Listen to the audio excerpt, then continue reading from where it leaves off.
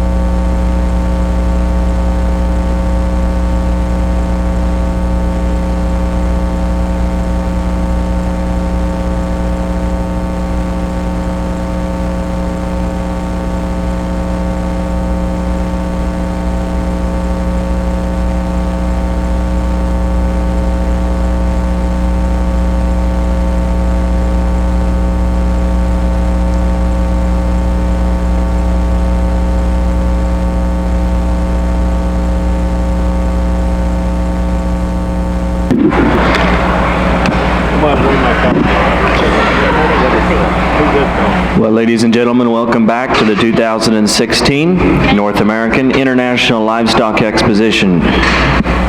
We start our morning and all of our morning with our crossbred show. We have 3 divisions of crossbreds: lightweights, medium weight, and then heavyweights. Here in our first class, the weight range goes from 220 to 230.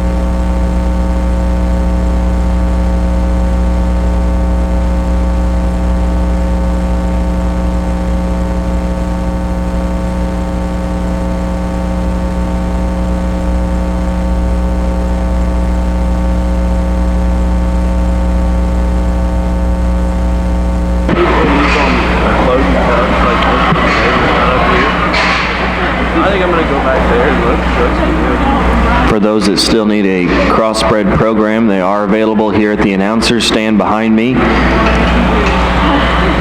Also like to introduce our judge once again, if you weren't here yesterday, Mr. Andy Rash from Kewanee, Illinois.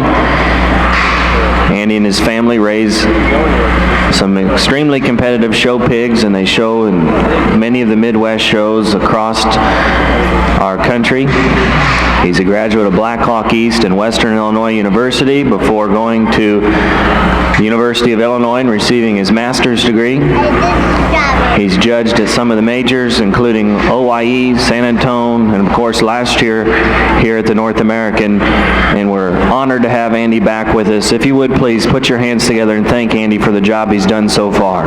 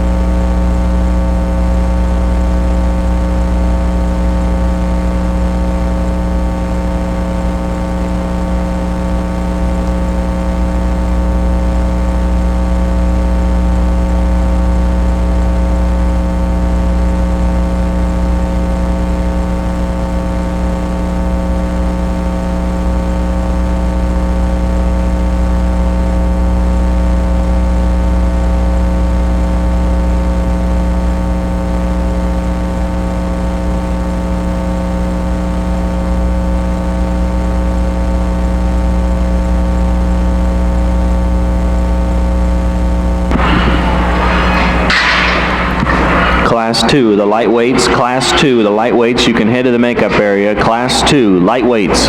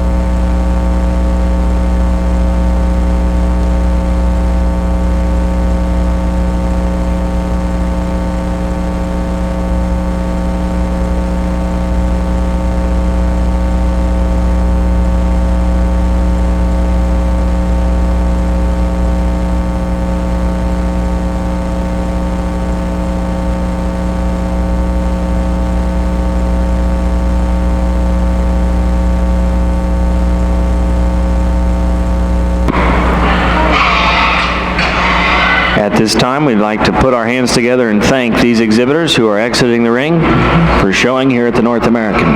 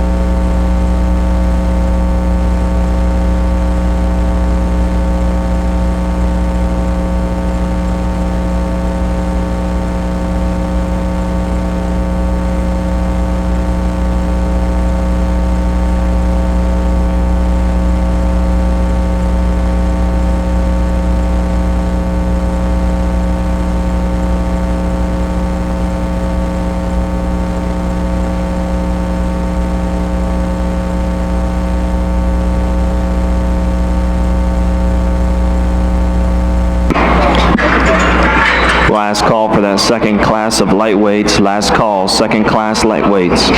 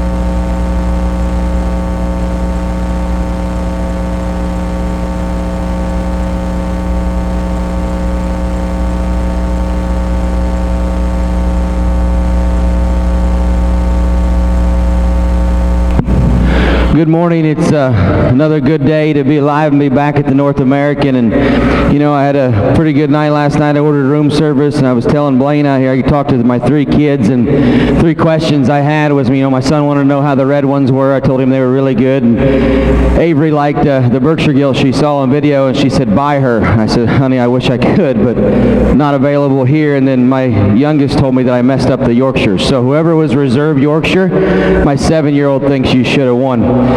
Really a good class to start with. We got 2 of them on top. You can fight between them. The one that's better built for me is the young lady's painted up bear right here. I think this guy can absolutely get out and boogie in terms of his skeleton. He beats the bear in second at his ham loin hookup and cleanness of joint. I grabbed his back right when he came out before I weighed him. I wanted to know that that was a callus and not puffiness. He's got a callus there on the outside of his right hock. Set that aside. This guy balances from the side. He's got a great rib shape. He's got a great upper top in him, or upper rib side. I think this one comes and goes. Very, very genuine. He's an athlete in terms of his skeleton. Taking nothing away from the barrel we got in second because I thought it was going to be close. This guy gives you a top line looks that's absolutely killer. He cranks his tail up. He's big out of his shoulder. He's got an enormous hind leg from the profile. He's a little puffy about his hock. I'd like to change that. He wants to tie and hook a little tighter back at his hook bones. Because of this one can't get his leg back behind his body and forward in the same range. At the same time, he's flexible. He just doesn't have the reach of drive that the barrel we start with does. But 2 very, very good barrels to start out for crossbred drive here early this morning. The gilt that comes out is obviously one that's really neat looking from the side. I think she does some pretty cool things in terms of being true in her skeleton. She just gets outpowered. She's just frailer about her forearm and her feature. She's flatter about her forerib and her heart, flatter about her body. Skeletal design, flexibility, way good. Just need to bulk her up to get into those top 2 spots where we've got 2 mongrels that are just beastly in body shape and upper body spread. The gilt that comes out next, same thing. Tall fronted, good looking, tail cranked high, down low. She just gauges too narrow in terms of base width. She wants to kind of collapse down low when we watch her coming and going. The bear that comes out next is just a basic good hog. We like this one's feature. Skeleton and flexibility is very good. Not as fresh as those bears and gilts ahead of him, particularly at the top of his shoulder, back out of his ham loin. He dries out in his upper rib. He wants to dry out in his ham loin hookup. But but the basics of that hog, particularly his hind leg, his hock shape, and the way he uses his stifle is really, really good. Good soft-bodied, pliable one here that just gets out shaped. He wants to plane up on us from behind. Hard-muscled one coming out of 7th and needs to be better going behind. Let's give him a nice round of applause.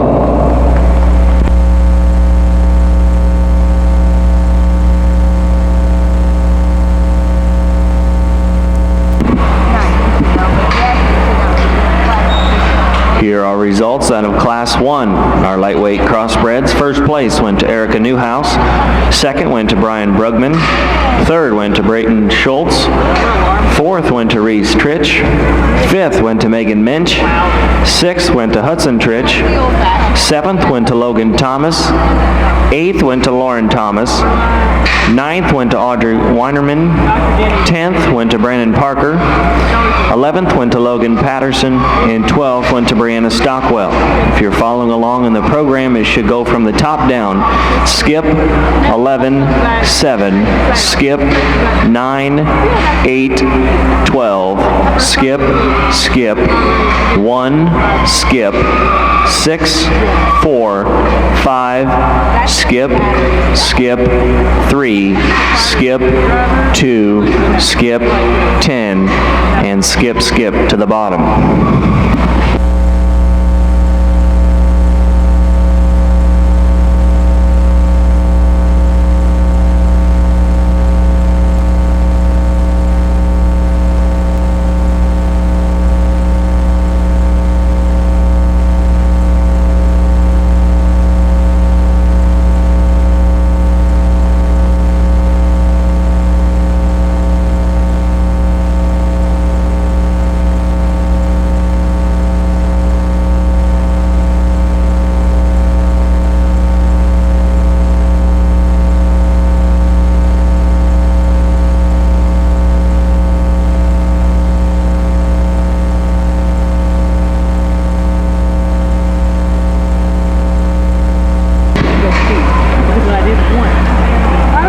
We move into our second class. The weight range stays the same, 230. All these hogs weigh 230. All day.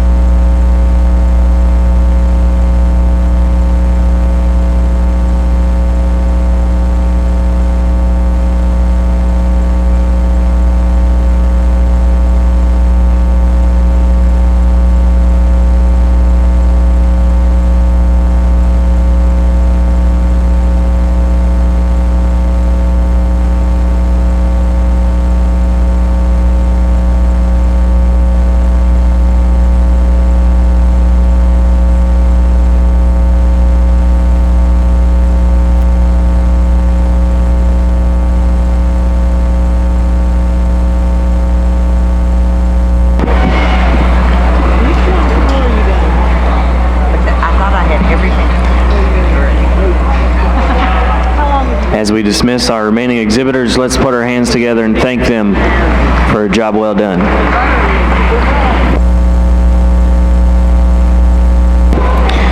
Class 3 of the lightweights, you can head this way. Class 3, the lightweights.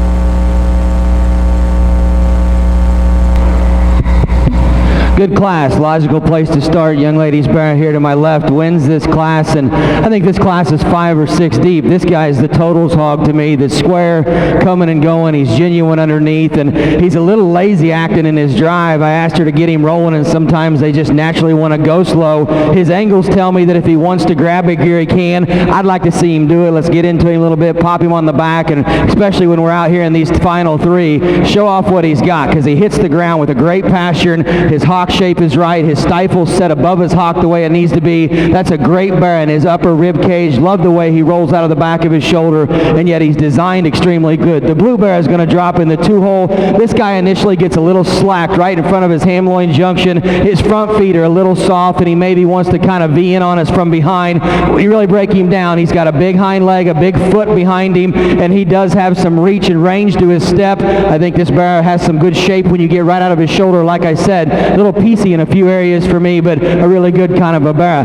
The one that we've got here in the 3rd hole, actually due to scale monster, moves up. Got a great look from the side. Actually, when this one came in and she hit dead center across the ring, you get a 3/4 look at him. You say, hey, this one can play. As we really study what he has, there's just not enough real bulk and mass there. His body shape's fine to me. He wants to play out from behind. He comes at you just a bit narrower about his chest. Just a nice, good fundamental hog that comes out next in the blue bear.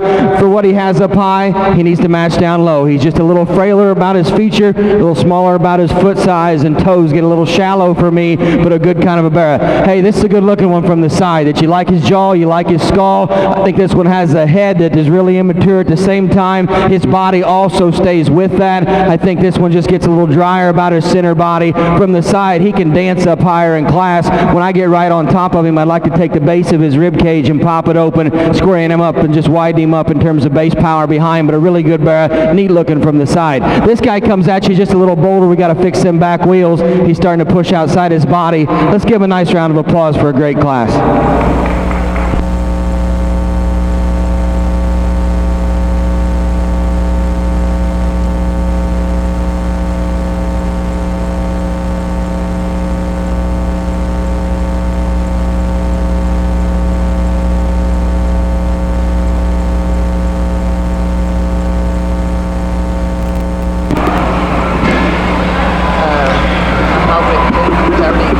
Here are the results out of our 2nd class of lightweight crossbreds. 1st place went to Reagan Stacy. 2nd went to Hunter Rice. 3rd went to Caitlin Reinhardt. 4th went to Cannon Phillips. The heavies you want to know? 5th went to Scott Lowry. 6th went to Whitney Swain. 7th went to Garrett Wood. 8th went to Hunter Rice. 9th went to Harper Martin. 10th went to Luke Tully. And we would ask that, Luke, you come up to the announcer stand at some point, and we do have your 10th place ribbon. From the top down, if you're following along, 893 is 4th. Go all the way down to Hunter Rice. 934 is 8. Then it goes 2, 3, skip 10, skip 6, then go all the way down to Harper Martin. And the last 4 numbers should be 9, 7, 5, and 1 on the bottom. Now move into our 3rd class of lightweights, and the weight range goes from 230 to 235.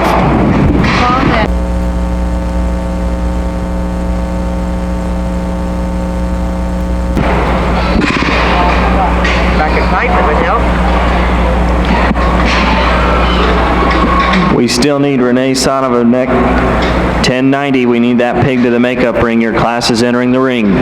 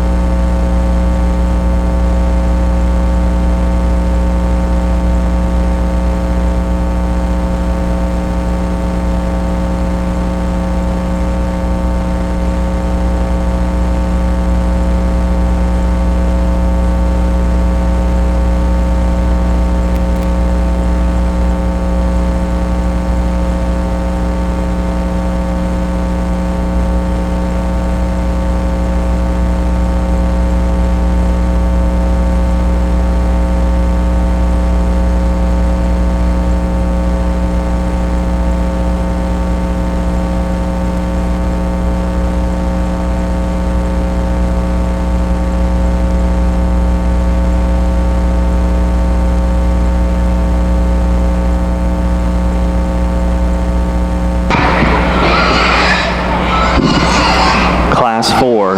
Class 4 in the lightweight crosses to the makeup area. Class 4.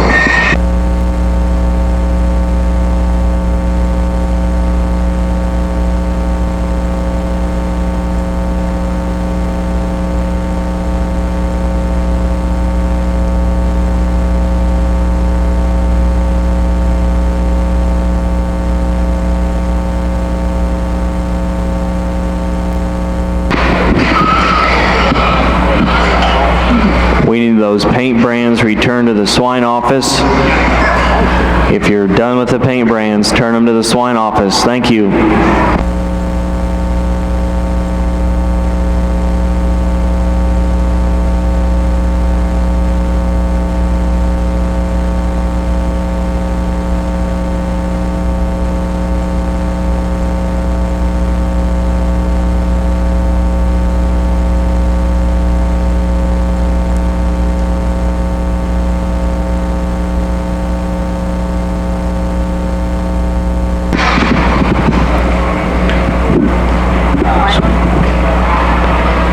As the remaining exhibitors are dismissed, let's give them a big round of applause.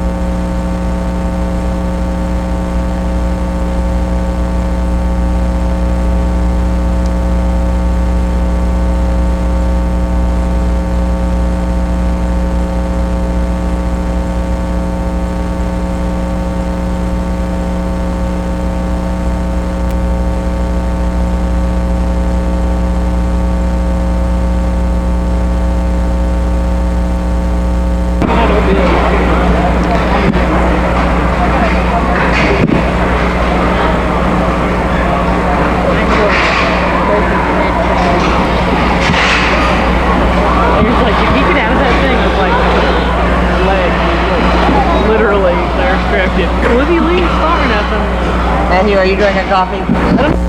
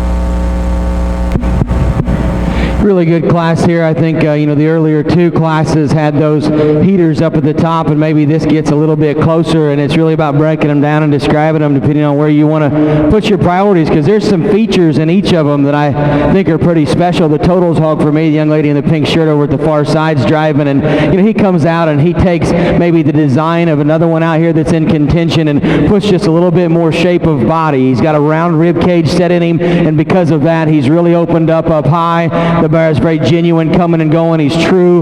When you get on him from hawk to ground, a real advantage he has over the bear in second. He's going to give up front feet strength and just extra feature, and probably just a little bit range and reach of motion. What he does have is running north and south. He just needs to maybe grab a gear. Let's extend his drive a little bit, and then we'd make it more logical. I think it gets close between second and third for me.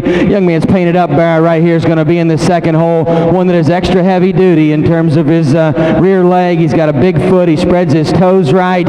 He's a bear I'd like to just bulk up in terms of his body shape. I'd like to spread his ham loin a little bit and square him up in his rear feet. If you do that, he wins the class logically, because that bear is tall-shouldered and still is laid back in his blade. We do not have to make him straight in their blade to still give him a good look up front, and that guy does it. The gilt we've got coming out, I thought this was going to be my class winner, because that one's front third is really cool coming out of the gate. She's very genuine in her chest.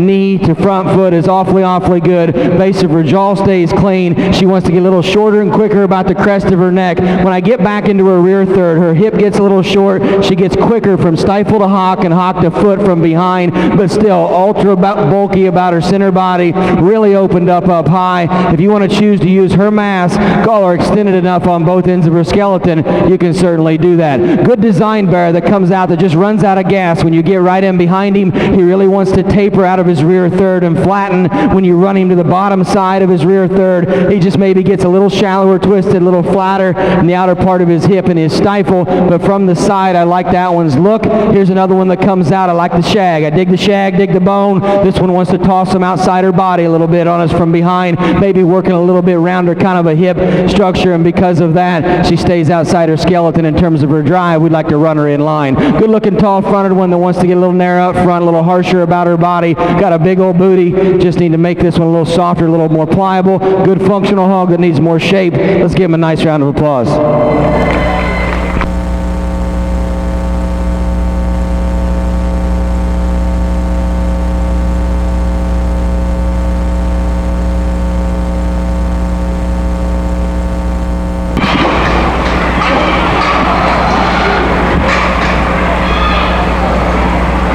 Here are the results out of our third class of lightweights. First place went to Morgan Minch of Shirley, Indiana.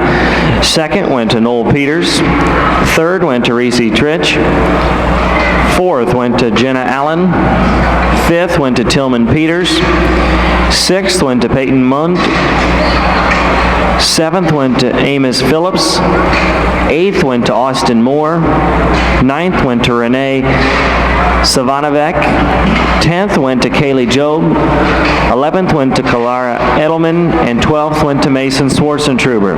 If you're following in the program from the top down, it should go 12-8. Skip down to 8-8-8 is 5th. And then it goes 6-11. Skip 7-10-1. Skip 4. Skip 3. Skip 2. Then go down to 10-90 is 9. And that's your class.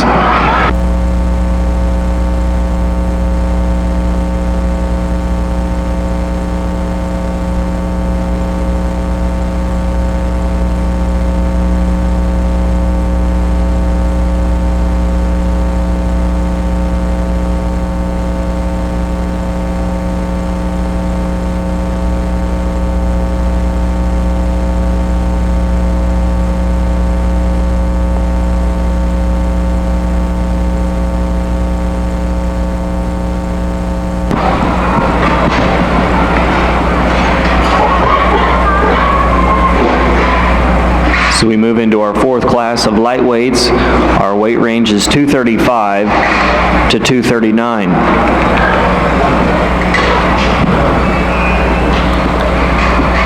This This is a great time to thank our sponsor, Farm Credit of Mid-America, for all of their support, contributions to the North American, and to the future of youth and agriculture. Also want to remind everyone, both at home and sitting here ringside, that this show is being broadcasted live on our North American website at livestockexpo.org. Just click on that live feed link and you can watch all of the ins and outs of the North American for these few weeks.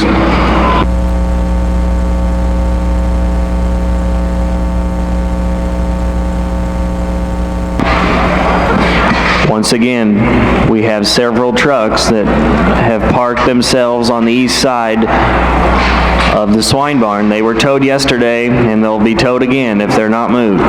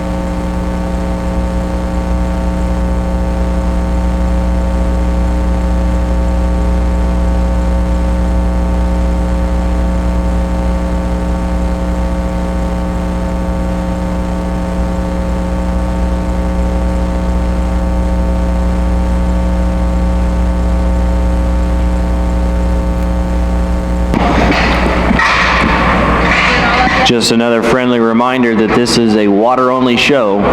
Some of our ring help have got oil on them from helping move pigs. You will be subject to disqualification if you're caught with oil.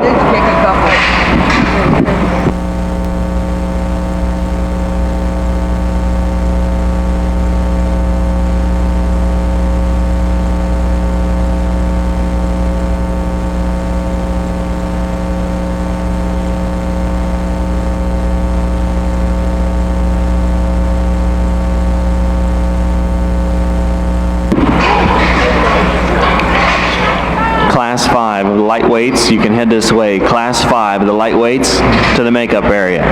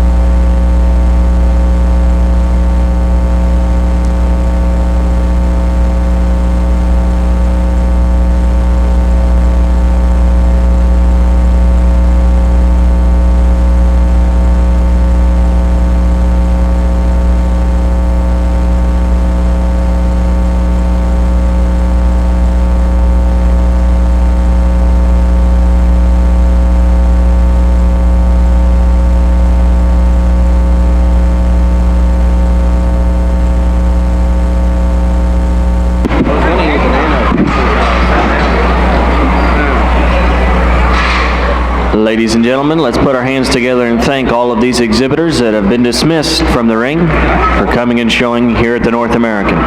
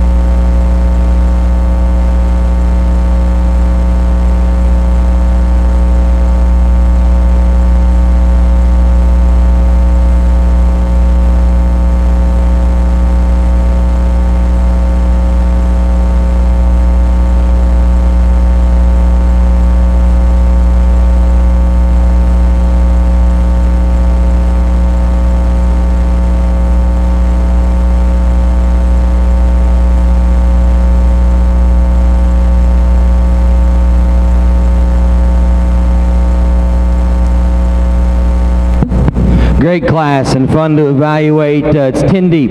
Really, there's some pieces down there in 9 and 10 that I think are ultra cool to look at and study. I think these three out here are the most, in my opinion, totals type of bears that have some real muscle, have some real mass, some real skeletal dimension, and yet some substance and density. And then from there it comes down to just some differences in mobility, not only in reach, but also where they plant and where they step. And when you consider that, there's one that's running circles around the other two. Young lady's white bear here is going to win this particular class. You know, he comes out of the gate, he's extremely good in terms of his being genuine from behind, but most importantly what hit me is his ability to pick him up and set him down and do so, you know, with the right kind of motions off both ends. His foot size is good, his pasterns are strong behind, and yet he's very, very flexible. Bear has a little stretchier body, but at the same time, when you get on top of him, he has a good shape to the center part of his rib cage. I think a nice place to start. The real decision's between 2 and 3 for me, and there's some give and take between these two. The one that suits me the best is the young man in the blue shirt here. He's got a bear from his shoulders back that beats the one that's going to drop into the 3-hole.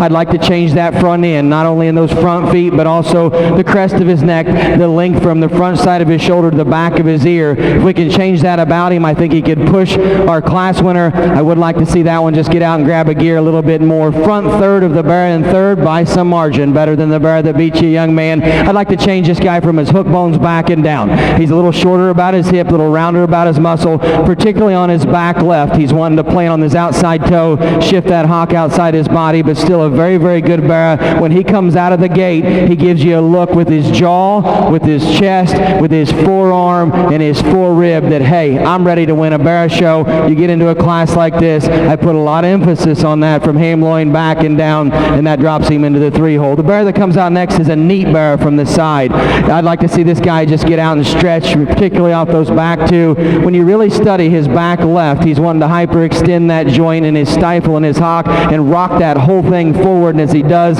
he also pushes it to the outside of his body. Got a really good bear in terms of his rear leg that comes out next, maxed out in terms of upper body shape, very, very fresh, very genuine when I get on him from behind. I love this one's hip structure. When I get up front, he's a little softer footed, a little longer toed, a little frailer about his forearm, and wants to just naturally carry his head a little lower on his body, but still has him presented well. Young man's having a good time out here. Like the way they've got him pimped on when you get back to his 10th and how he hooks into the back of his blade. This one initially was going to play at the top end of the class for me, comes out and just gives you that overwhelming look when you get on top of him. Again, one that maybe doesn't carry as much mass up front as he does behind, because he has a really big hip, a really deep twist, a really bold kind of a look behind. As he does that, he also wants to get outside his body some in terms of his skeleton from behind. That combined with a little narrower kind of a front end puts him into that 6th hole. Got a good looking bear that just runs out of mass and muscle here. I want to comment on this 1 and 10th. I told him, I said, I'm going to let you, I just want to look at your bones one more time. That bear needs more belly, needs more dimension in his center, but that is a big-legged animal that uses it well and is still flat in his joints. I'd like to see that one with the center cavity of some of those up in the top 2 or 3. We'd have one to talk about for a while. Let's give a nice round of applause.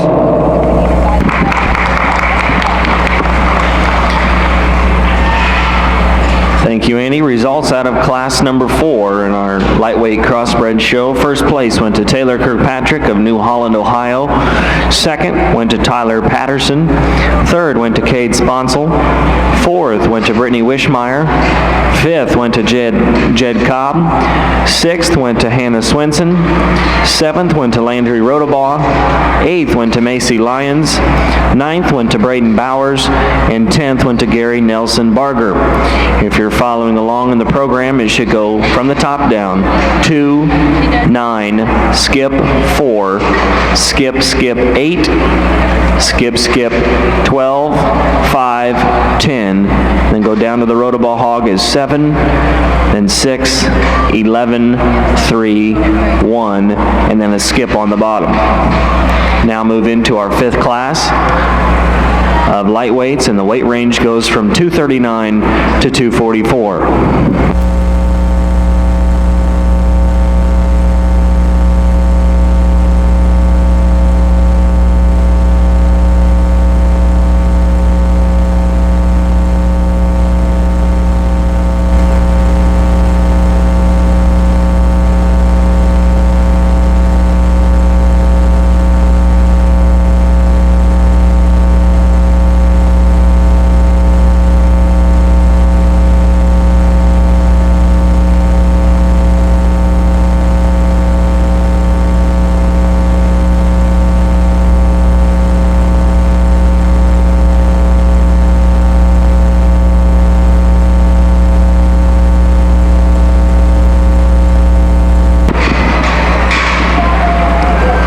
Just a reminder, we need those trucks on the east side moved. The tow trucks have been notified, and they're headed this way.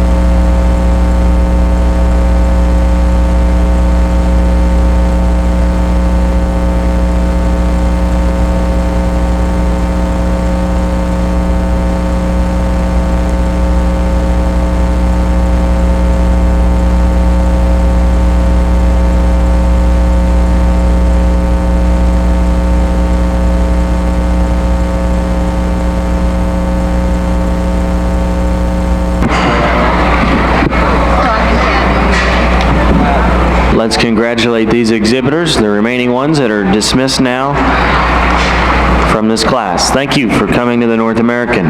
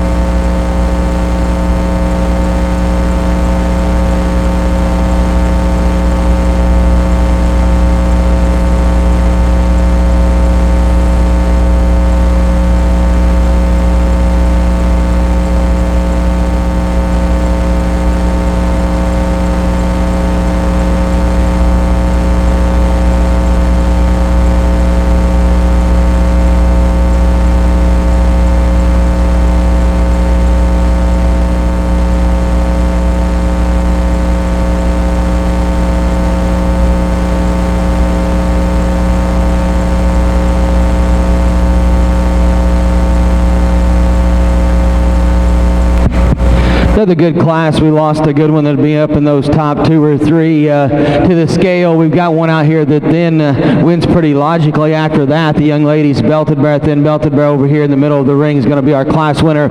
You know, one that does some really neat things, and a bear that we need to study when we think about going to the next step and the next level just in terms of his skeleton, because, you know, this bear is tall-shouldered and he's not stilty and straight up front to do so. He's got a great jaw and a great stout look, but yet he's still clean about his lower shoulder and there forward. The bear does have a good shape to his body, but he's not excessive. He comes out of his blade very good, and he leaves you extremely true and extremely genuine when you get on him from behind. He's not overwhelming in terms of mass and dimension, and from the profile, he gets just a little tighter about his hookup in his ham loin, but that's being really picky of a logical place to start.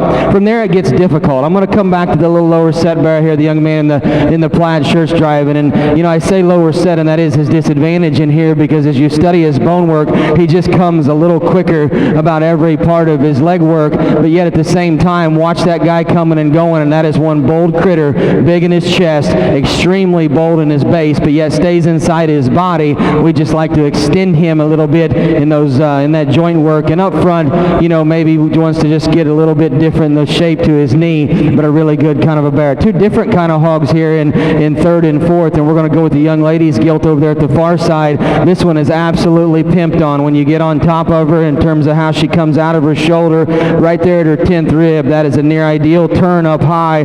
From there down is where she dries out for me. She's just a little harsher about her body, and when you look at that coupled with the fact she ties a little more extreme in her ham loin, she just gives you a harsher kind of a look, but a really good kind of a market hog. The one that's next is really beefy, stout off both ends. I read this one as being a little rounder, not only in his blade, but also in his hip. For this roundness, I'd like to see him feature up in that front arm just a bit, but certainly love the body cavity, the engine this guy's working with. We just need to extend his hip, need to just lay him in at the point of his shoulder and smooth him up there. He's a little bulldoggy up front for me. Got a gilt that's really attractive. She comes in initially, and I think that she's just going to be too flat to play, but then when we start breaking him down, she does give you that extra presence from the side, that really attractive look up front. She's tall-shouldered. She wants to close up on her footing behind just a bit. Gets a little flatter about her body cavity, but a neat kind of a pig. This one is a different animal. Gets a little soft up front. Once in a while will labor on those front feet like they're bothering him a bit. Comes a little lower set in his shoulder, but from his mid-body back and down, that's a good animal. We really like the fact that he flexes his hock and his stifle the right kind of a way. One that gets just too narrow up front, too dry in his heart, but from the side, like this one, a pretty good deal. 2 really nice bears that just get a little different how they plant in their rear feet. Let's give a nice round of applause.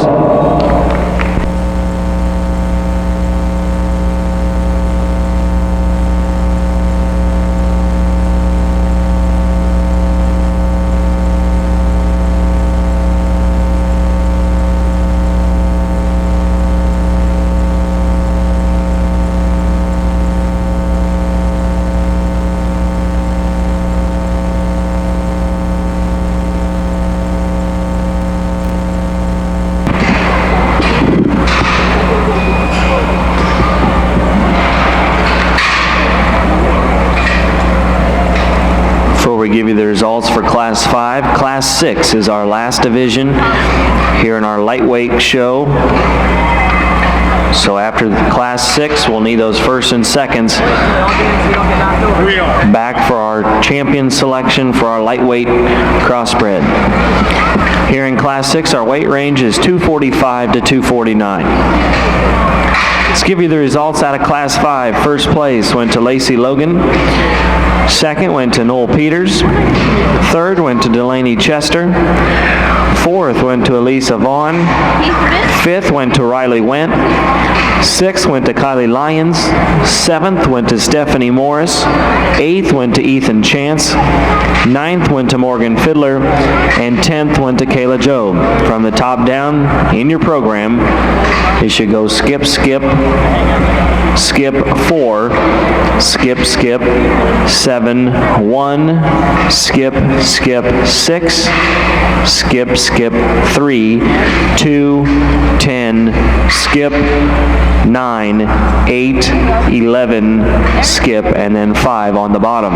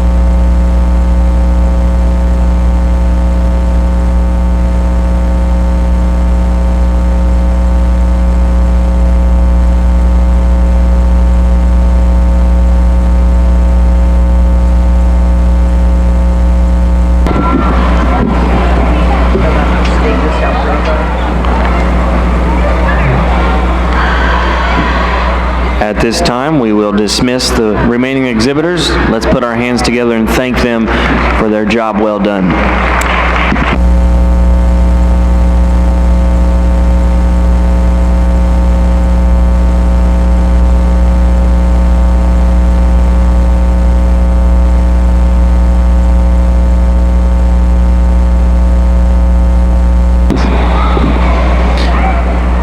Again, we need those firsts and seconds in our first division, first and seconds in our lightweight division to the makeup area.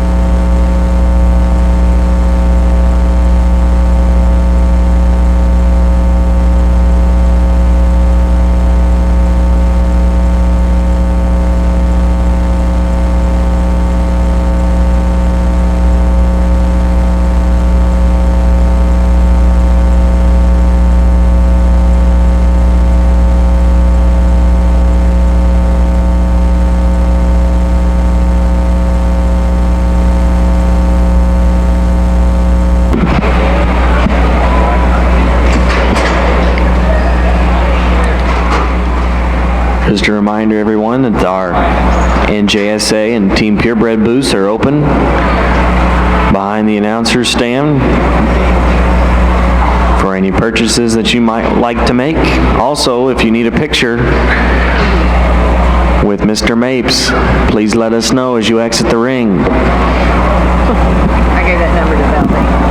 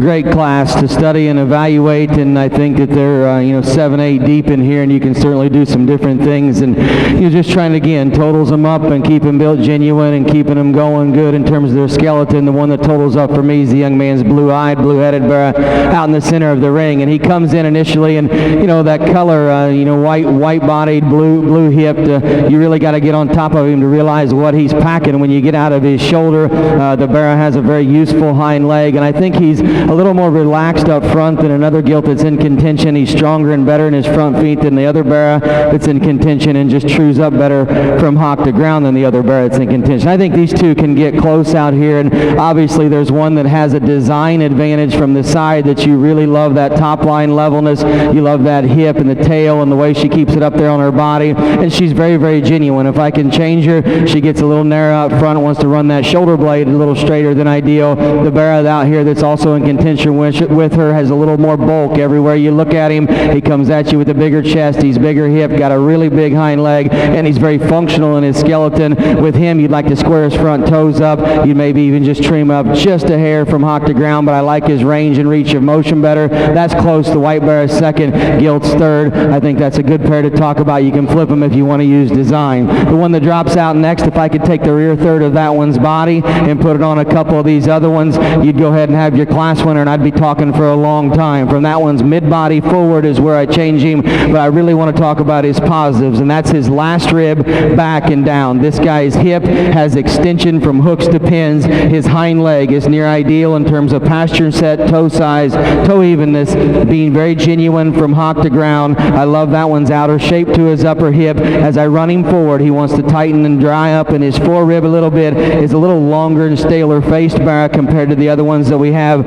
up above him, but that one's rear third is something pretty special. This guy I thought was going to be my class winner when he come out of the gate, because he comes out of the gate like a true show bear, big in his jaw, big in his chest, genuine in his knee-to-ground relationship. When you get on him from there back, I'd like to see his four-rib max rest of his body. The shallowest part of him is his heart, then he gets deeper as he comes back, but more concerning and probably what puts him down here, he's got some puffiness on his hock, particularly his back left, inside and out. We need to clean that hock up. If we can do that, that bear is in the top 2 or 3 in the class, because he's got some really neat stuff about him. Good looking one from the side here, that again, when you really break this one's hind leg down standing still, you like the flex that he offers in every angle from the profile. As I get in behind him, that one just gives up a little bit in terms of squareness. He wants to shift his weight outside. Again, 4 rib and center body. I need to see him a little rounder in the shape to his rib cage. Stout blue hog that comes out next. It's just a little harsher in the way he lays his muscle in his body. Young man does a great job with that belted bear that's stout, that just maybe gets out of balance. Not as true as some of the other ones in the class. Let's give him a nice round of applause.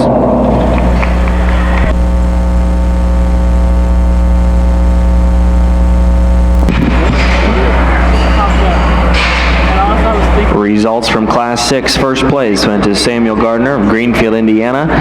Second went to Carrie Landry. Third went to Katie Head. Fourth went to Riley Youngblood. Fifth went to Kellen Lawson. Sixth went to Hannah Swenson. Seventh went to Megan Wagner. Eighth went to Benton Weimer. Ninth went to Reese Trich. 10th went to Kaylee Allen. And if you're following along, it should go 7-9. Skip down to 593 is 5th. Skip twice to 958's 11. And then 10. Go all the way down to Samuel Gardner. That one was 1, 4, 6, 2, 8. Skip 3. And then 2 skips on the bottom.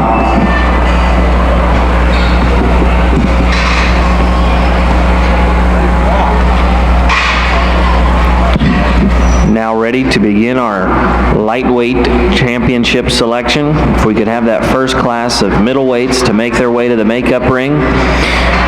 Out of Class 1 was Erica Newhouse. From Class 2 we had Reagan Stacy. Out of Class 3 we had Morgan Minch. Out of Class 4, Taylor Kirkpatrick. From Class 5, we had Lacey Logan, and from Class 6, that winner was Samuel Gardner. Those are your 6 bears and gilts in contention for our champion lightweight selection.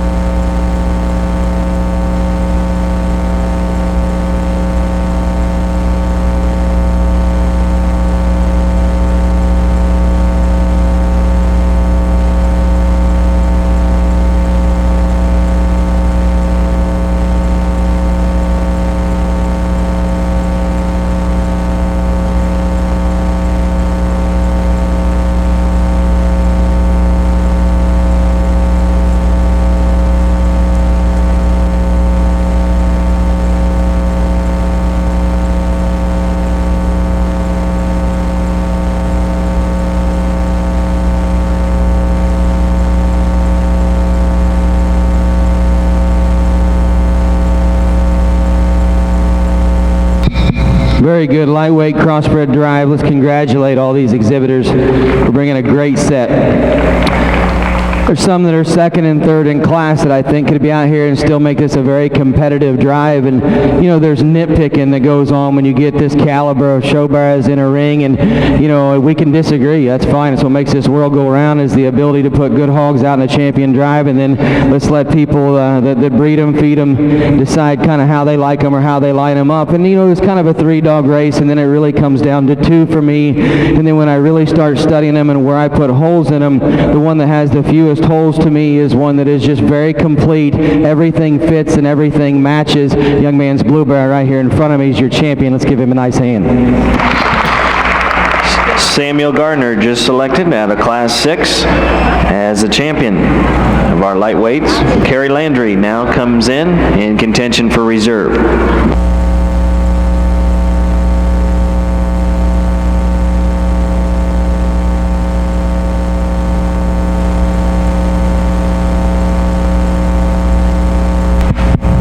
You know, reserve can get closer, and to talk about them in no specific order, the contenders for me were the one here behind me, the thin-belted bear. Just combines so many unique things, starting up with that jaw and skull and stoutness he has there with a broad forearm and a great, you know, turn to his center body. If I can change that one, you know, he gets just a little quicker about his hip and ties just a little tighter at his ham loin. Maybe he doesn't have the range and reach off those back two, but boy, that one's a design freak from the side that doesn't disappoint you when you get on top of him. Got some great features. Has an advantage in just rear bone over that barrel we just used there. He even has a better crest to his neck than the barrel we just used there. Like I said, I just changed him in that one area. Another bear in contention is the white bear that's second. I think he comes out and obviously adds to that upper hip dimension that we have in this drive. He's got a great big flexible hind leg from the side. Maybe just change him front feet just a bit, change him a little bit from behind. And then we've got our first class winner that I think you really break this one down, and he has so much good in him in terms of his skeleton and his center body. You'd like to elevate him at the top of his blade, and you know, he maybe wants to run downhill on us a bit and throws him out of balance some, but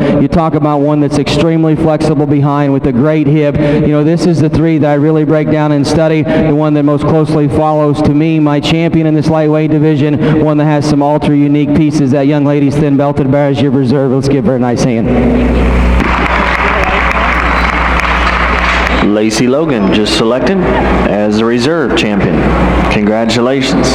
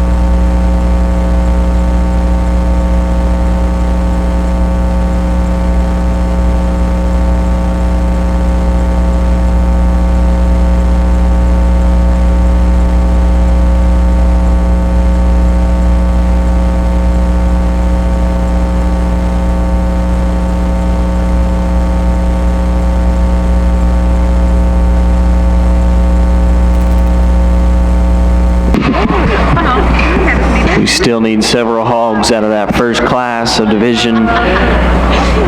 our second division, our medium weight crossbreds, class 1. That class is starting to enter the ring. If you are just a little late, we need to head this way pretty quick.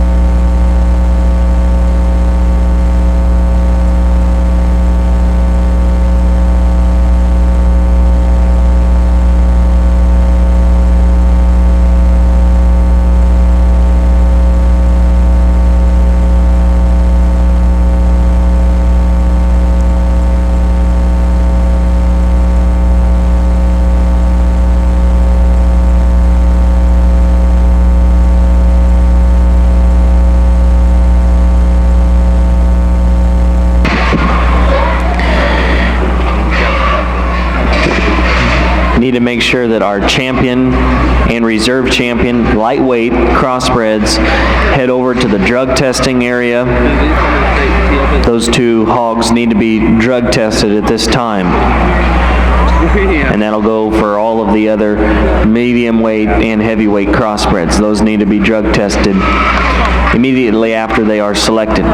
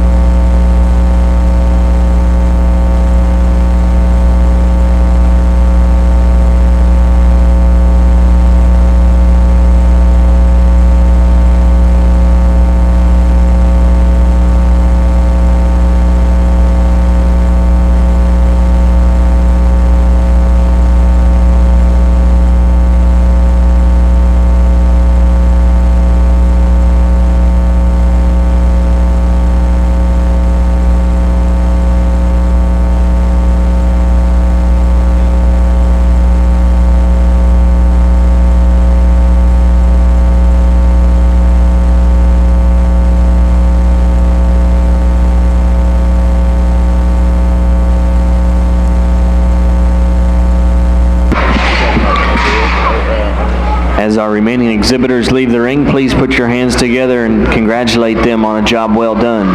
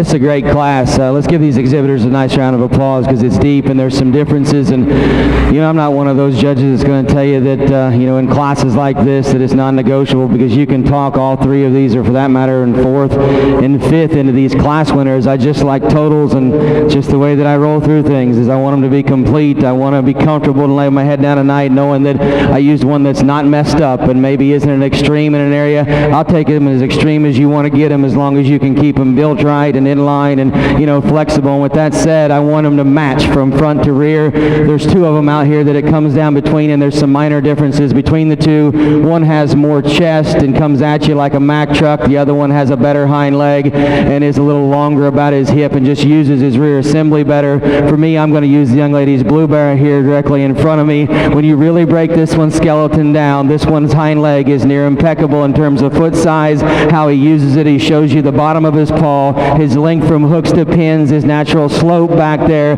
his substance of bone back there is near incredible. I think this bear, if you change him in a couple areas, he is not the widest chested, but he's square chested, and he's not the bulkiest up high, but he's got more than enough. But where he offers good as anything we've seen today. The young lady's target butted bear here is going to be in the second hole. If I change that one's pasterns, I'm talking about him for a long time, because that is one massive critter. When you get on top of him, he comes at you really, really bold. He's got a tremendous center body shape. I'd like to lengthen his hip, and he does some goofy stuff with his hind leg, not in his hock joint so much, but his pastern. I want to see him grab the ground, bend his pasture, and use it to pull himself around the ring. This guy here, when he first come out, I thought was going to be our class winner. That one is absolutely pimped out in the middle of his back. His body cover is near ideal. His front third doesn't match his back third. He gets maybe a little coarser about the crest of his neck.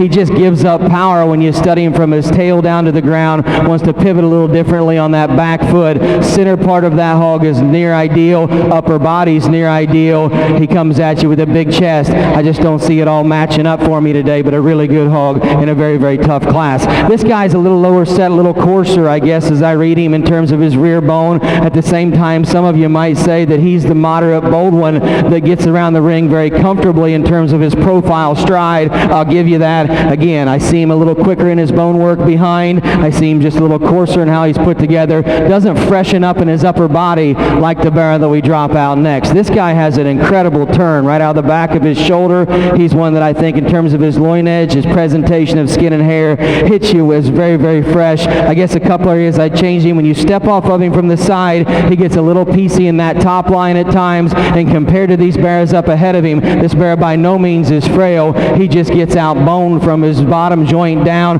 Rear bone's good for me up front. I'd like to see him carry a little more oomph, but still a very good bear that's presented extremely well. Love that upper body shape. If I can put that back shape in this guy's profile and this guy's bone work and substance, we'd have one to move up the line. When you break through that color pattern and read him out of his shoulder, he wants to plane up in his upper rib on us. He just doesn't have the turn to his back that I'd like to see, but still a very, very good bear. We get down into two of them here that I think you can flip-flop. I chose pattern and smoothness over one that's a little bulkier. I think this one here from the side does some really cool things. When I step in from behind, there's just not as much there, particularly his forerib, his center body wants to flatten and dry up on the bottom side of it. That's where this guy has the advantage. Tremendous center cavity, really opened up, comes a little coarser, a little quicker out of his hip. He's one that's a little more jammed up from his shoulder into the back side of his ear. Really good class. Let's give him a nice round of applause.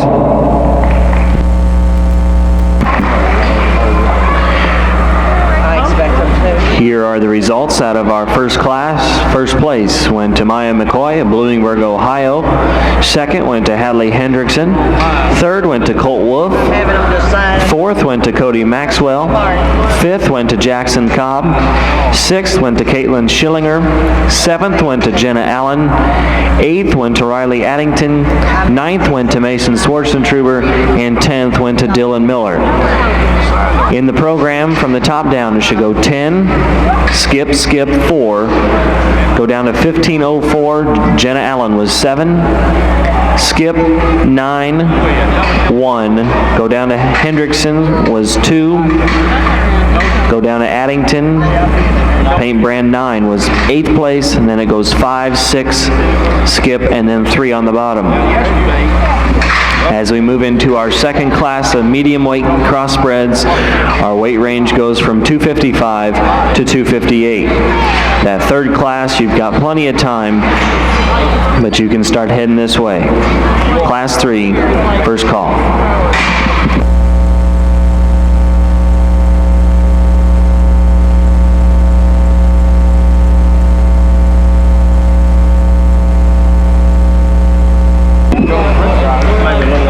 Just a reminder that if you're wanting to exit the fairgrounds, you're going to have a trailer release form. You can find those up here either at the announcer's stand or back in the Swine office, but those trailer release forms are vital for you to leave. I gotta work on it.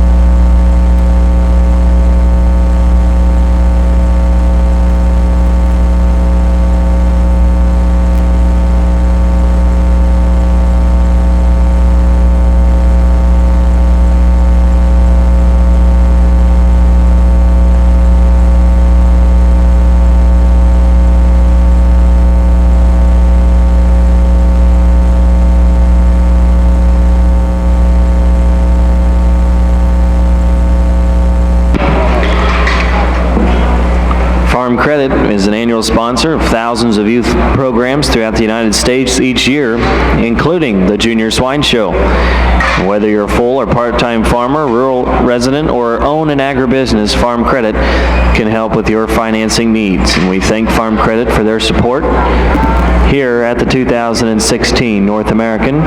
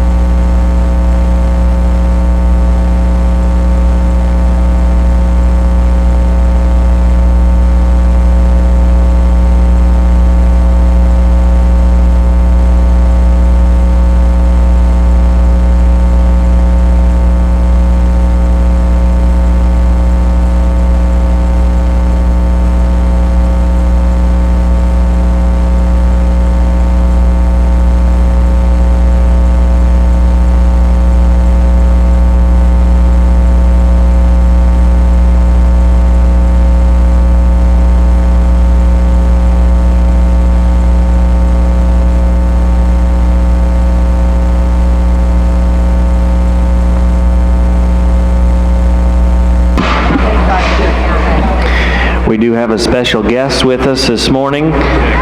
With us is Mr. Steve Kelly, the General Manager of the North American.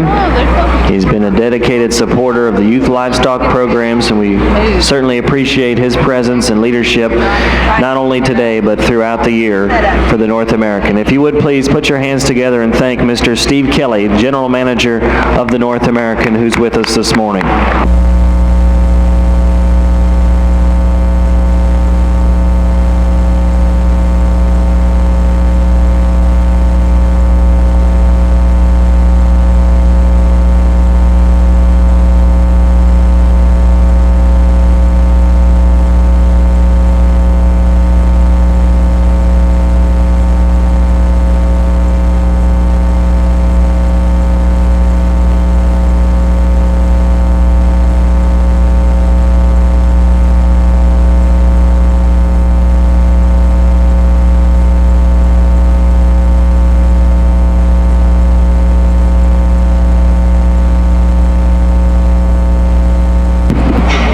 Just a reminder, we need to have all of our champion and reserve champions in our weight-specific divisions to make sure that they get drug tested. I know that we've got a couple exhibitors in back-to-back classes, so we understand, but once those shows are done, we need you as soon as you can to get those hogs over to the drug testing facility.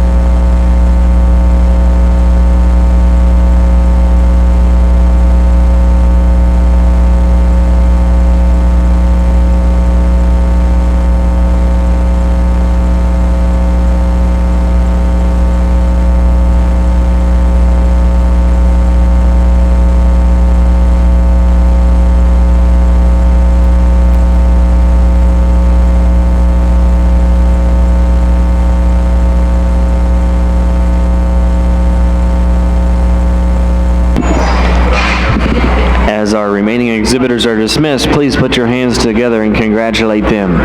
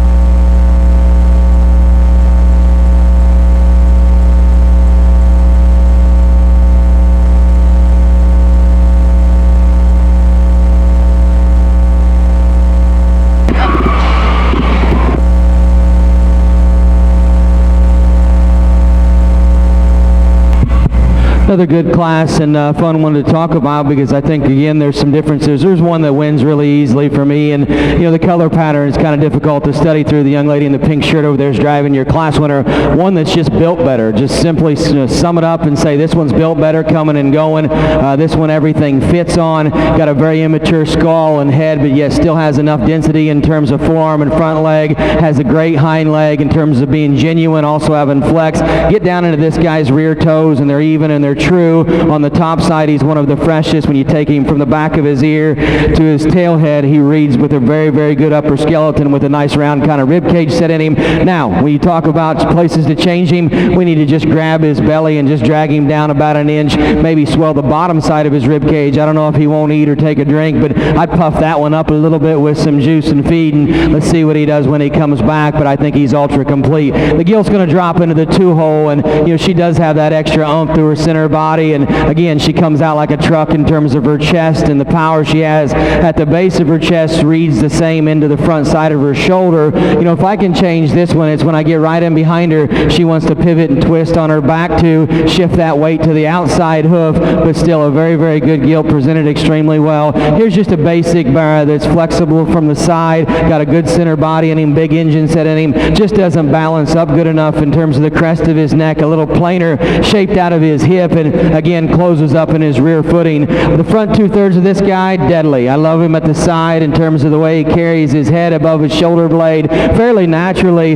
he comes at you with a great chest. If I change this guy in one area, he's our class winner, and it's when I get right in behind him. Again, we're shifting weight to our outside toe, pushing that hock outside our body. Change that guy there, and it's big time up at the top end of the class, because he has the look and presence and flexibility of our class winner, but he does so with a package that's a little bigger in his rib cage, particularly when we talk about depth of side. The blue bear that comes out next, kind of intriguing to study. He's got a weird shape to his head. I guess if I need to redesign him, it's that forearm. He wants to shift his whole forearm forward and rock forward in his knee there, but really big-legged, really big and bold in his shoulder blade. In terms of the bone work he has, he gets a little plainer, a little more nondescript when you get on top of him. Just looks like an older bear that's showing a little damage, little age, like when we get into that front end. Black bear, basic hog. Genuine, bold, really in line in terms of his skeleton, a little plainer built in terms of his lower shoulder, and I think he just runs downhill on us just a tick, but a good kind of a hog. We drop these two out, and it's a difference between mass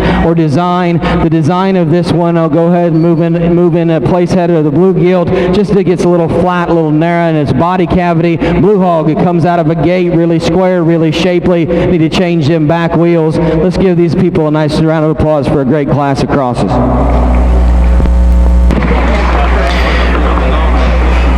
Those comments from our judge, Andy Rash. First place went to Kennedy Rodaball. Second went to Kelsey Bauer. Third went to Noah Mitchell. Fourth went to Leslie Bettenhorst. Fifth went to Catherine Ramage. Sixth went to Jenna Allen. Seventh went to Grayson Keller.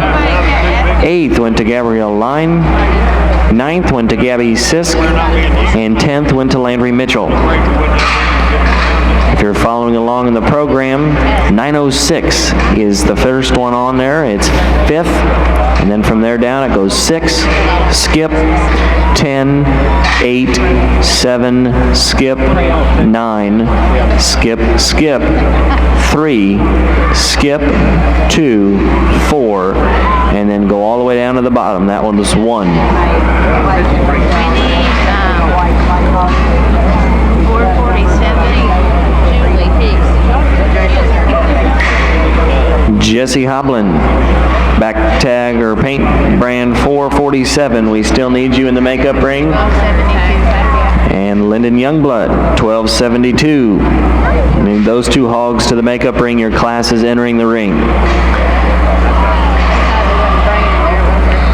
For those exhibitors in class 4, you've got plenty of time, but you can start getting those hogs up.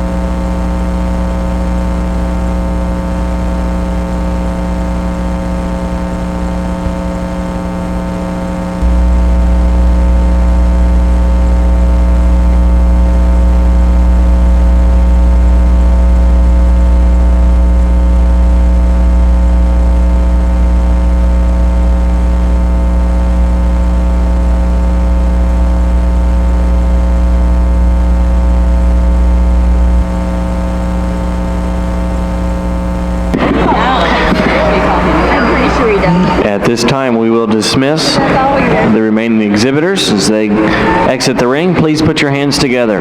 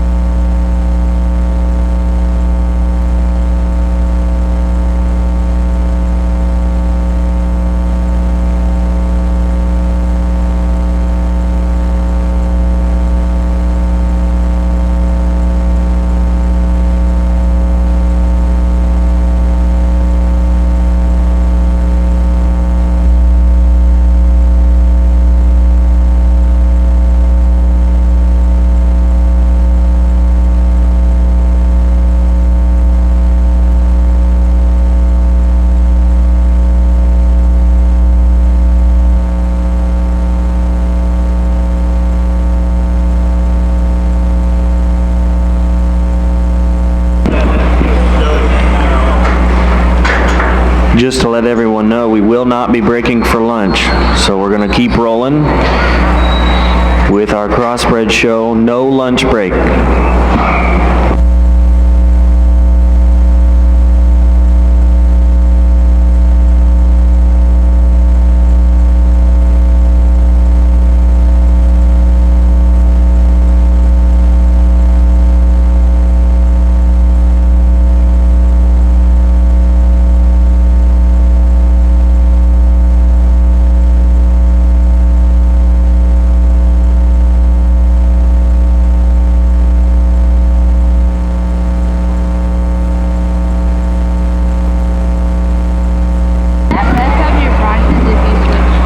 Once again, releases can be picked up here at the announcer stand for those trailers. You will need a release if you want to go home.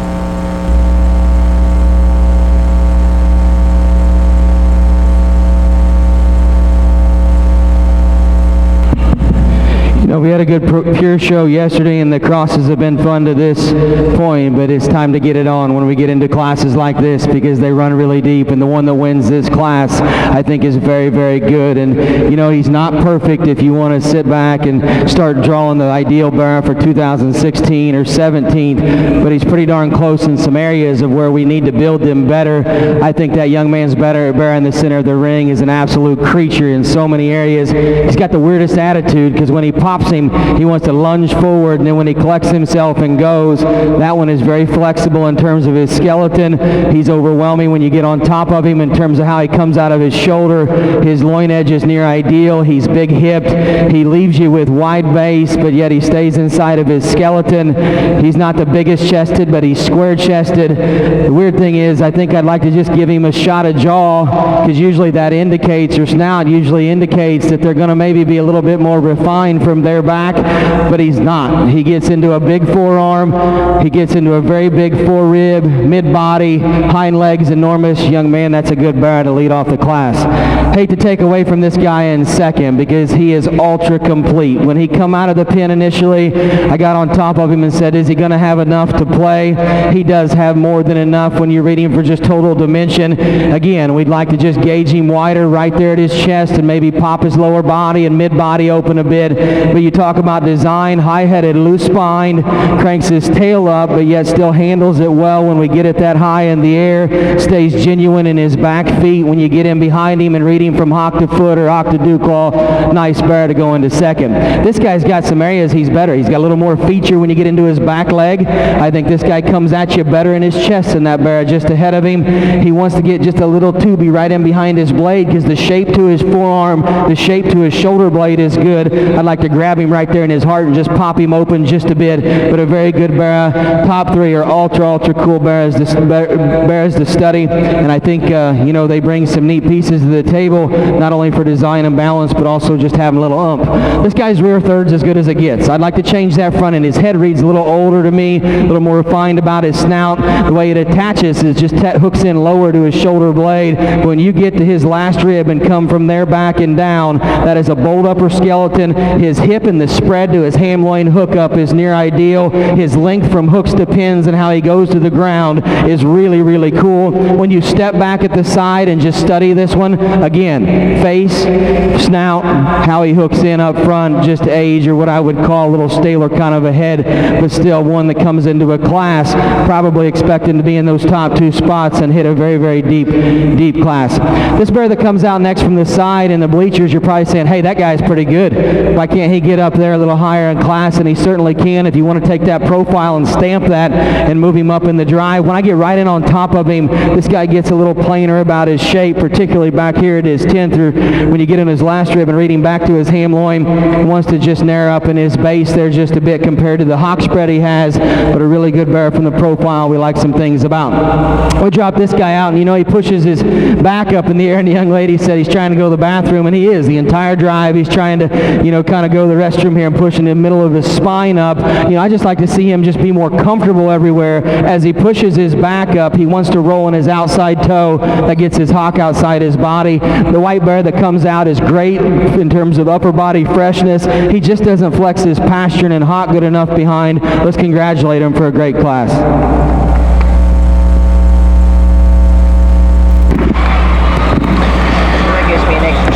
Thank you, Andy. Results out of Class 3. First place went to Jesse Hoblin of York, Nebraska. Second went to Madeline Harrison. Third went to Charles Colvin. Fourth went to Cassidy Lusk. Fifth went to Samuel Gardner. Sixth went to Emma Garland. Seventh went to Lauren Butterfield. Eighth went to Cash Welt. Ninth place went to Owen Brinker. And 10th went to Wyatt DeBusk. If you're following along with us in your program, it should go 251 is 10th. It's the fourth one down. Then it goes 2. Skip down to the Gardner Hog is 5th. Then go all the way down to Colvin is 3rd. And then it goes 6, 9, skip 7, skip 4, skip 1, and then 8 all the way on the bottom. So we move into Class 4 of our middleweights. The weight range is 262 to 264.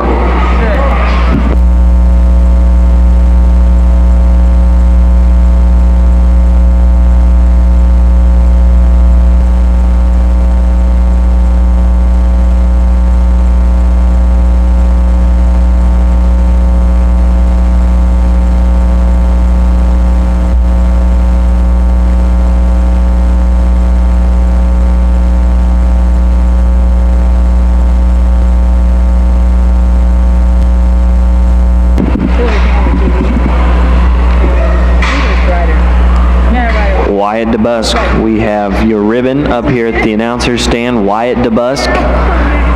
We have your ribbon at the announcer's stand.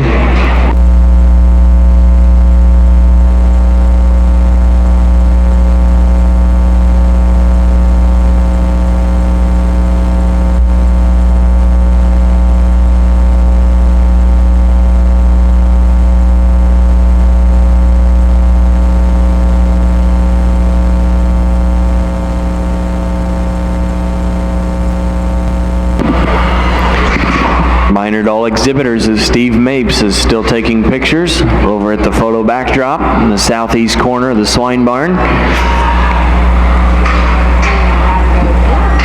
Just let us know if you want to take a picture as you exit the ring.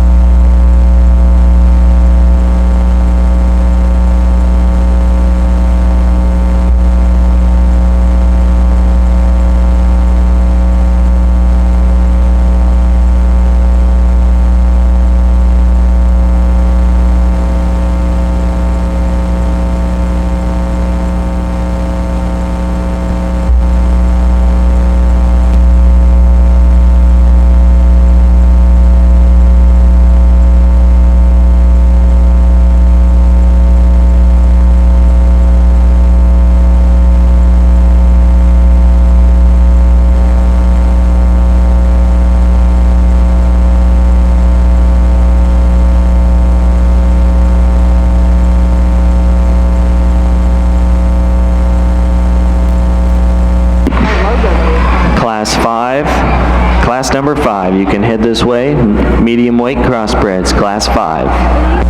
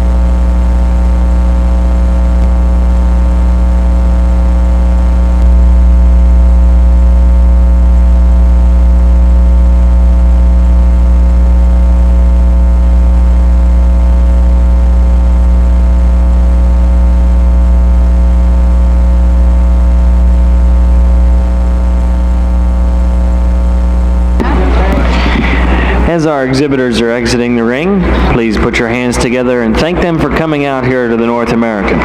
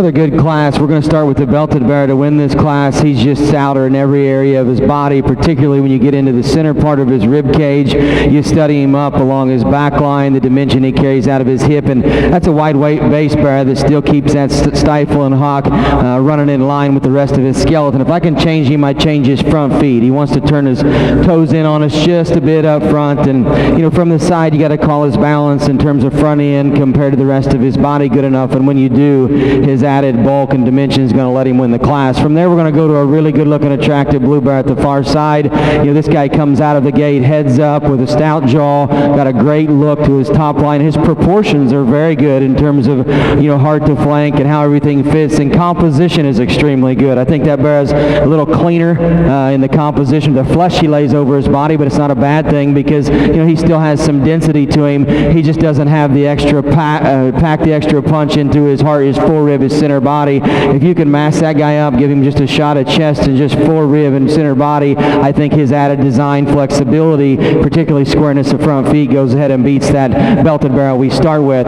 This one is a little more dense than the barrel we have just ahead of her, particularly right there through her cavity, and actually carries a little more volume of muscle from her ham loin back and down. From the side, doesn't balance as good, gets a little softer in her front feet, a little deeper about her neck, and hooks her neck into her shoulder just a little bit lower than ideal, but still those two can get awfully close.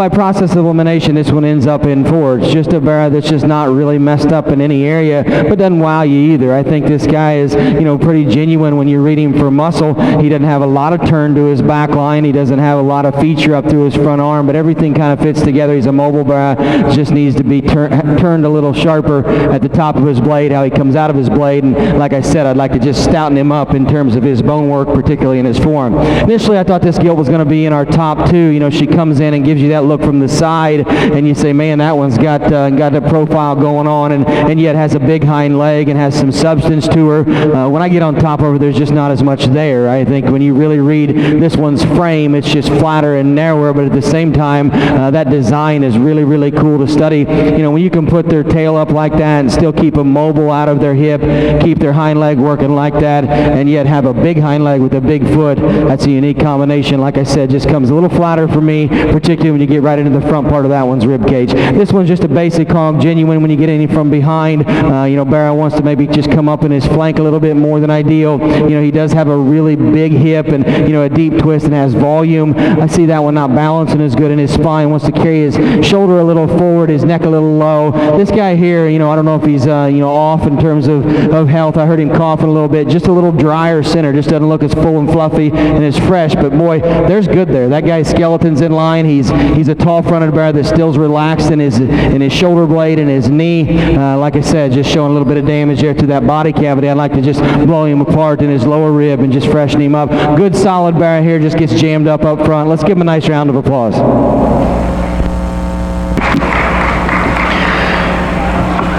Results from Class 4. First place went to Caroline Doise. Second went to Madeline Harrison. Third went to Mason Kitterman. Fourth went to Caitlin Reinhart. Fifth went to Jacob Rodabaugh. Sixth went to J.C. Underwood. Seventh went to Stephanie Morris.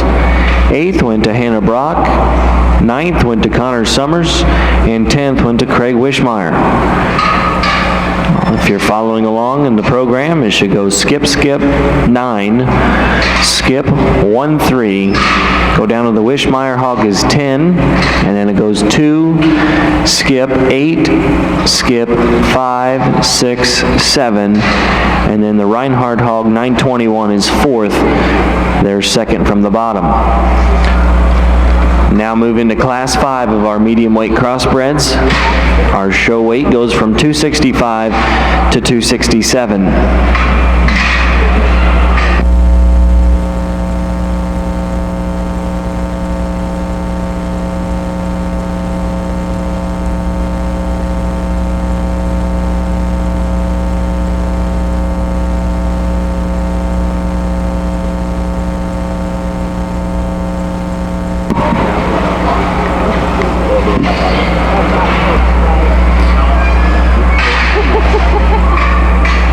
We still need paint number 446, Jesse Hoblin. You've yet to check in with our folks in the back. We need you to the makeup area.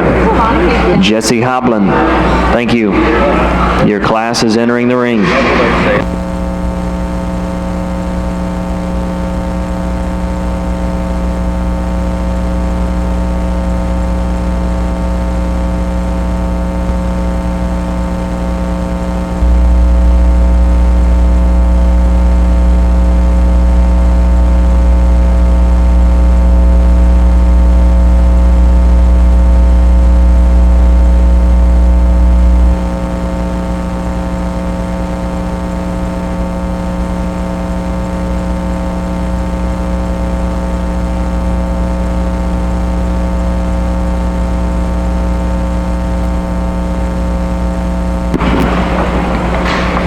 If we could have a representative from Erica Newhouse's family from Marion, Indiana, up to the announcer's stand. We just have a couple questions. Erica Newhouse, anyone from that family from Marion, Indiana, if you could come to the announcer's stand, we'd much appreciate it. Thank you.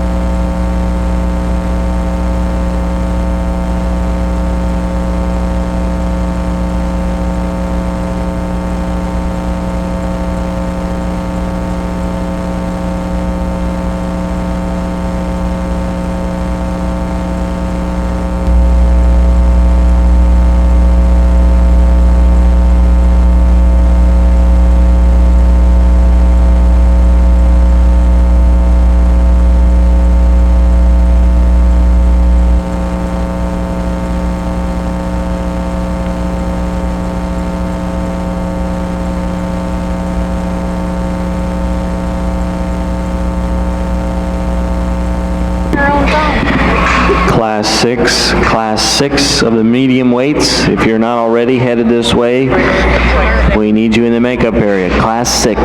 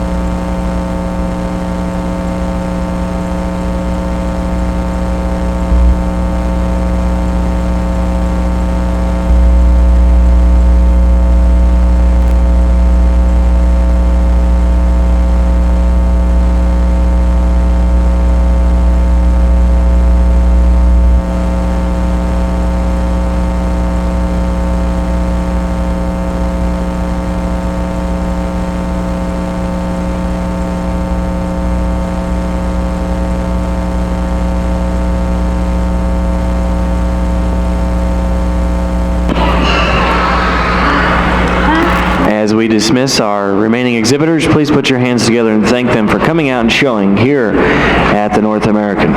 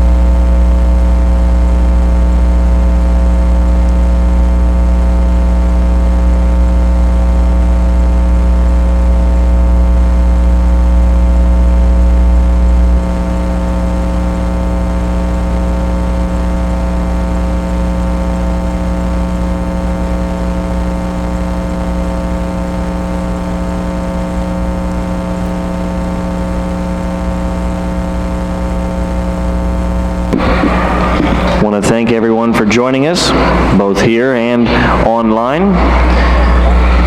We are currently in the 5th class of medium weight crossbreds. There are 6 total classes in our medium division.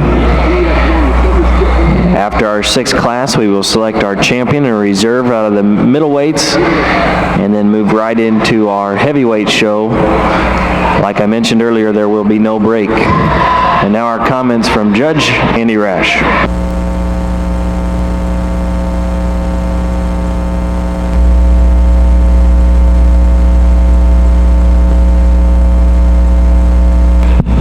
Good class, pretty deep class, and I think, some things to talk about in here, some differences in kind, and maybe where their good lies is just in a few different areas. The one that totals up for me is the young lady's red-headed bear out here, one that's just pretty problem-free, I guess, not messed up in any one area. He doesn't necessarily overwhelm you when you get right on top of him in terms of back shape. When you crouch down in behind him, though, he is running a little bit of a groove down that white top, and yet he's a bear that comes at you genuine from the profile in terms of proportions and reach. I think that he does some pretty special things, and there's a bear out here that hit me really hard coming out of the gate that's just absolutely blowing up, and it makes it close between him and the other bear we've got in the second hole. Young lady here is driving your second place bear, and I'll be the first to admit I'd like to just change this guy in his freshness. He's got some funk working on down in his elbow and back in through his crotch there, and throws him off. I mean, that bear needs to be just a little shinier skin for me to just really get excited about, but break him down from there. That one's hip and hind leg is awfully good. It is. I'd like to just change him right out of the back of his shoulder, his upper heart, his foreribs a little too flat and a little too harsh for me, but you get that one back from his hook bones back and down. That's as good as it gets. Young man, this is a good bear, and he's got an attitude, and he's starting to tie up on us to boot, but that is one bold bear coming and going. Got a big hind leg, got a monster rib cage, a round body set in him. He just gets too tight. He's not going to last in terms of endurance, but a really good kind of a bear. This guy from his mid-body back is pretty interesting hog. He's flexible. He's got a broad ham loin hook up there. He's got a deep twist to him. He leaves you very genuine from hock to ground, coming right at you. Just got to change him. Not only is he narrow in terms of his chest, but he's starting to collapse there in his knee. His elbow sets in him. It doesn't match the back half of his body, but boy, building hips and hind legs like that, you're always going to stand in the top end of the pack because that's hard to do.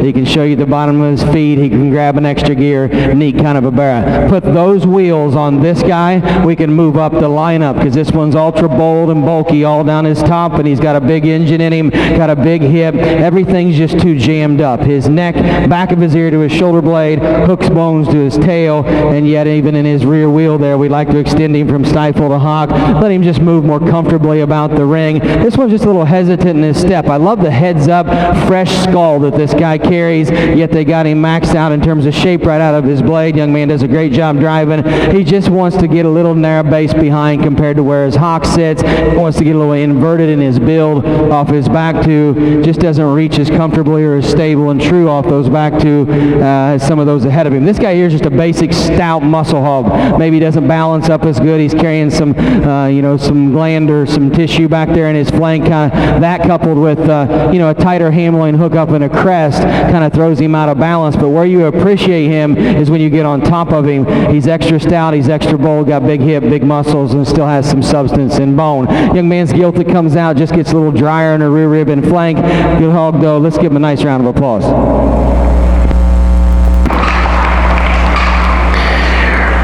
Results out of our class number 5 in our medium weight crossbreds. First went to Hallie Landry from Louisiana. Second went to Kylie North.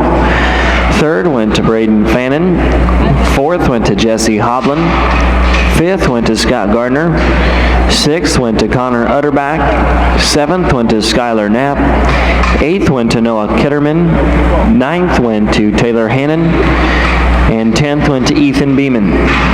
If you're following along in our program, starting near the top, Scott Gardner, 340 is 5th. Skip 2 down to 534 is 12th. Goes skip, 7, skip, 6, 10, skip 9, skip, 3, 1, skip, 8, 4, and 2 on the bottom. We need 540 steps in Kev Hart. Stetson Kephart, paint number 540 from Franklin, Indiana. You need to check in the back behind the makeup area. Your class is entering the ring. That class number 6 weight range goes from 268 to 270, and this class is the last one here in our medium weight division. Those first and seconds can start heading this way.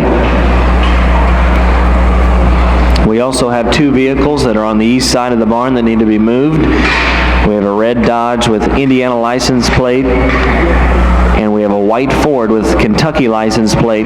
Those 2 trucks need to be moved or they will be towed in just a few moments.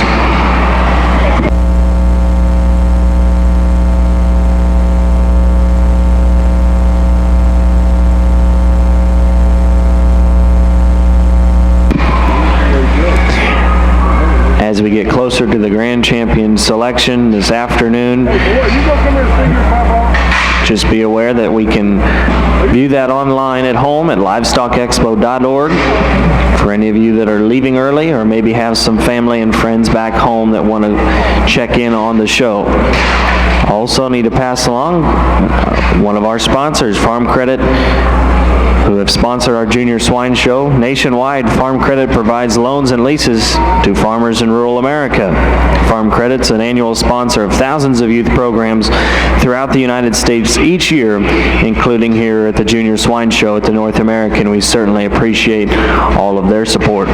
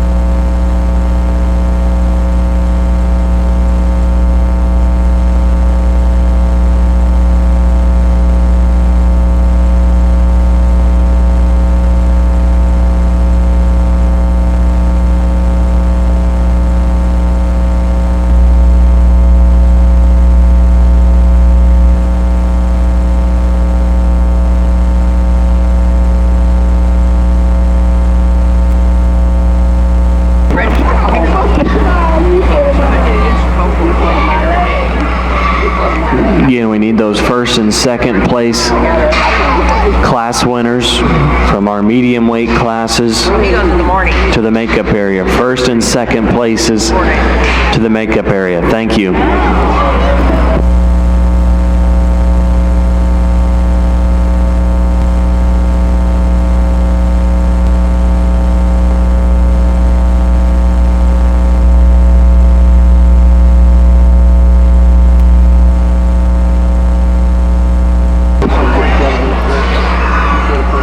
Before things get crazy here this next few minutes, if you want to get your trailer release, there's no line here at the announcer stand. Get that covered so that you can exit with your trailer.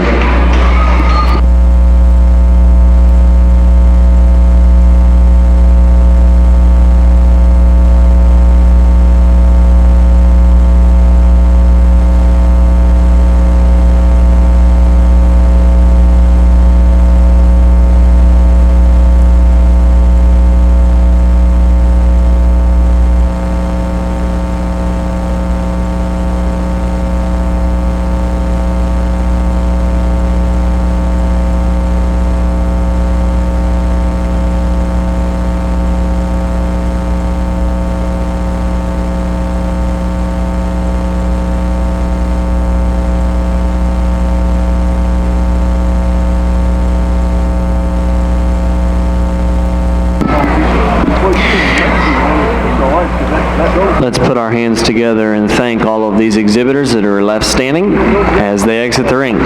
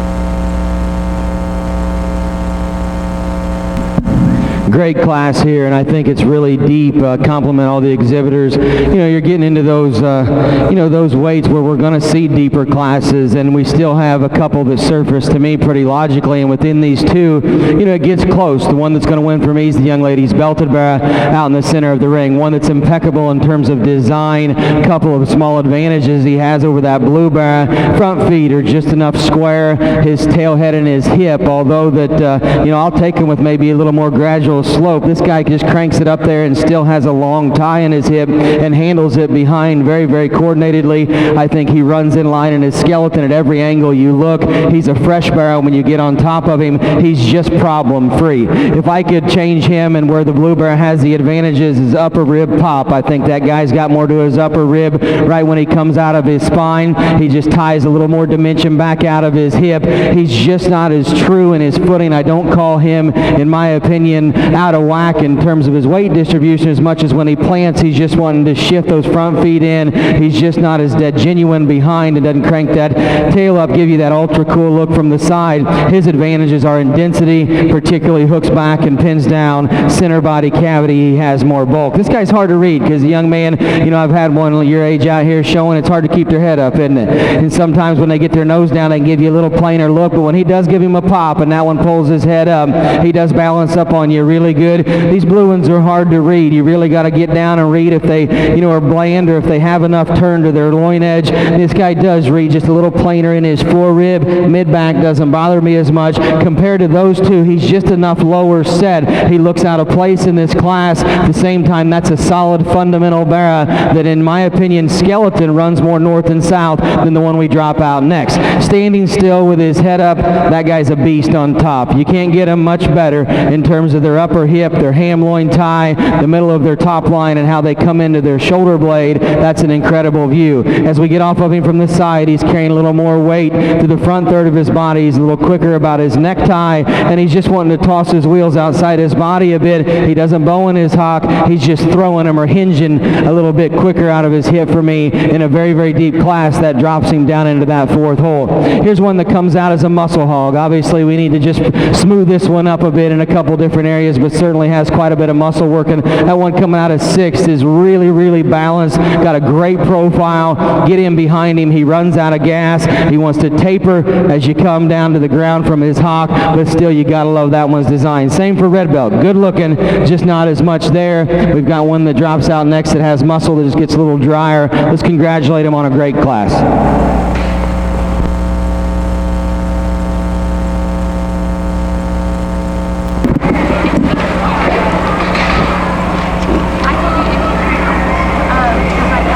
Our results here from Class 6. First place went to Nalani Geyer.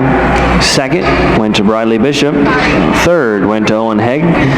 Fourth went to Colton Miller. Fifth went to Jake Udendorf. Sixth went to Katie Head. Seventh went to Renee Savanovic. Eighth went to Tyler Mowry. Ninth went to Bailey Irick. And 10th went to Alicia Hamrick. We'll introduce those class winners here in our middleweight championship drive. From Class 1 was Maya McCoy. From Class 2 was Kennedy Rodabaugh. From Class 3 was Jesse Hoblin. From Class 4 was Caroline Doyce. From Class 5 was Hallie Landry. And from Class 6 was Nalani Geyer. Those are the 6 market hogs that are in contention here for our middleweight crossbred division championship.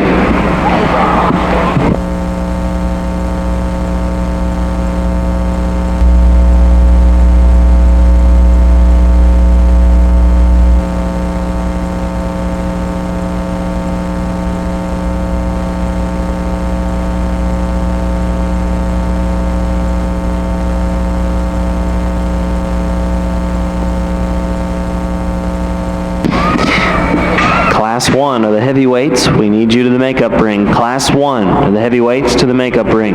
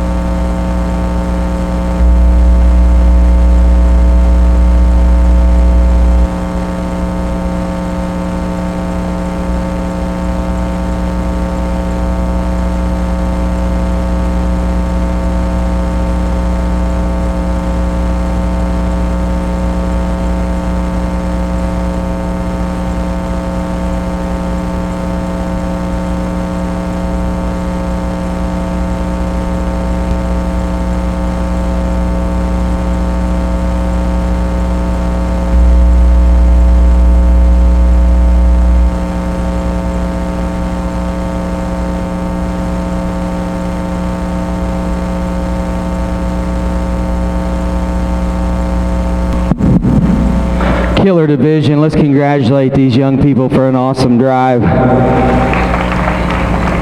Guys, it's better than last year. It's, we're already, deeper than we were last year by a pretty good clip in these crossbreds. And, I think we haven't even, got into the heavier ones here. But at the same time, I'm comfortable, with these lightweights and these middleweights running all the way. I would never look back and be proud to kneel in a backdrop. And every one of these barras represents quality, and every one of these barras represents what I try to do. And that's keep them running in line, keep them, in my opinion, very proportional, have their weight distribution right in terms of their hoof, and yet keep them fresh and looking like show barras. And in my opinion, there's not one of them out here that's up on their toes and their front end, but there's not one out here that I'd call low-fronted either. I think all of them out here, in my opinion, have good enough flexibility. There's some that maybe reach a little further than others. I guess when I get into situations like this where it's really tough and, you don't have your partner next to you like in some of the other majors, I always go back and think, which one would I want my daughter or son on? If I had one out here to pick, which one would I put Avery on, and which one would I have to bite my tongue and walk to the pin or get outside if they beat me? And there's one out here that I think is an absolute freak of nature and what he brings together. That young man in the middle of the ring is driving your champion. Jesse Hoblin just selected out of Class 3. Second in that class was shown by Madeline Harrison of Hamilton, Ohio. She's now in contention for reserve.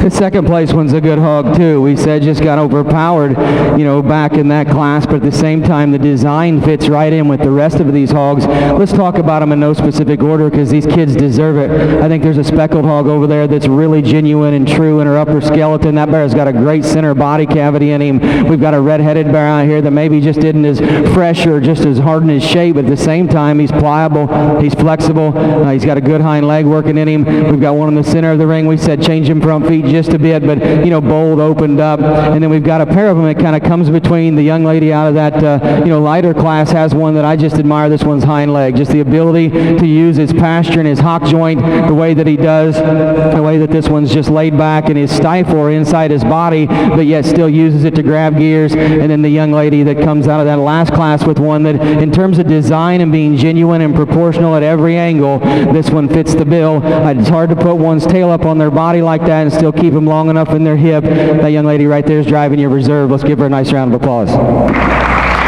Nalani Geyer just selected as the reserve champion, middleweight. And once we clear the ring, we will move right into our first class of heavyweights.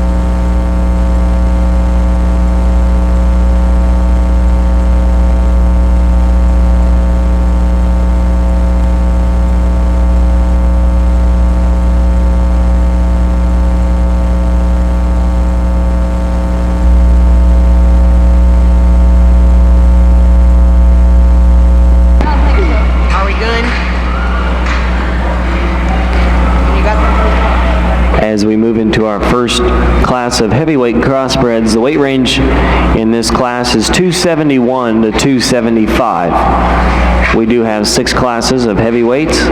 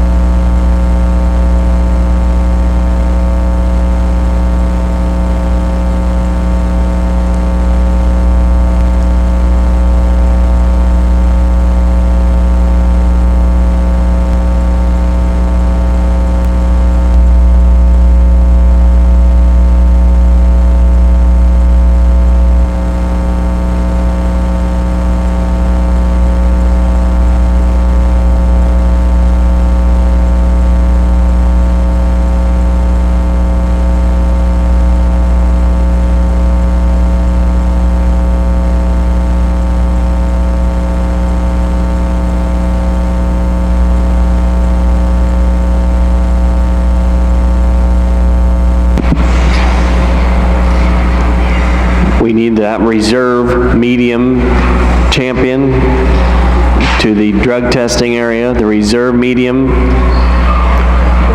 to the drug testing area immediately, please. Thank you.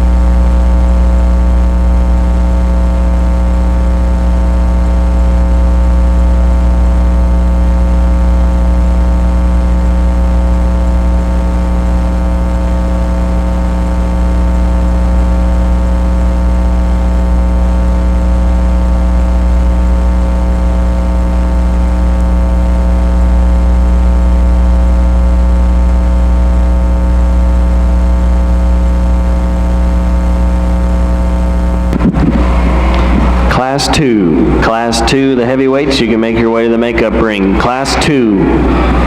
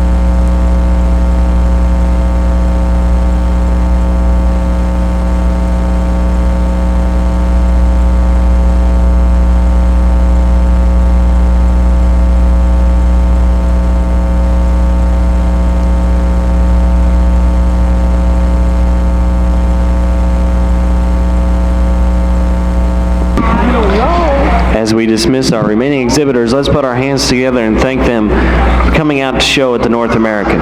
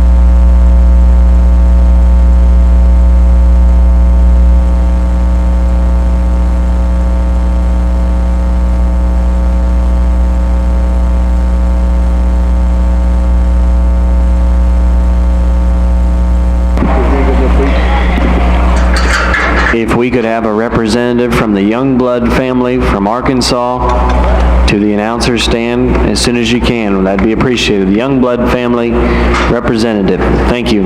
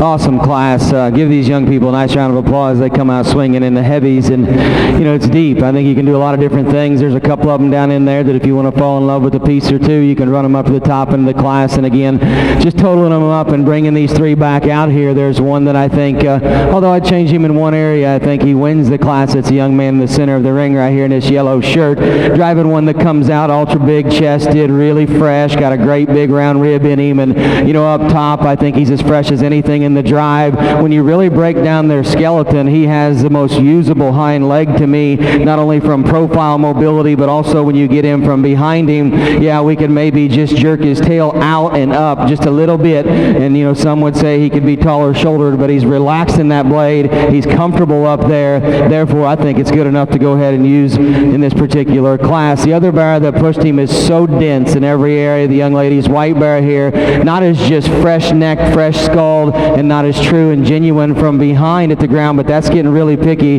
because this guy is really dense bodied, huge in his shoulder blade, in the front part of his skeleton when he comes at you. He's got a big dimensional hip, a deep twist, ties really good. Another good muscle hog that's in the third hole over there. Initially I thought was going to be a little quick step, and he's kind of peeling out on him back two. He's a little quicker about his hip. That one's front third is probably as good as any until you get to his front feet. I love that skull and chest and full rib and upper body shape. He maybe wants to turn them toes in just a little bit, but again, I like to see his stifle and his hock just work a little more comfortably, but still a very, very good bear. This guy's profile is incredible.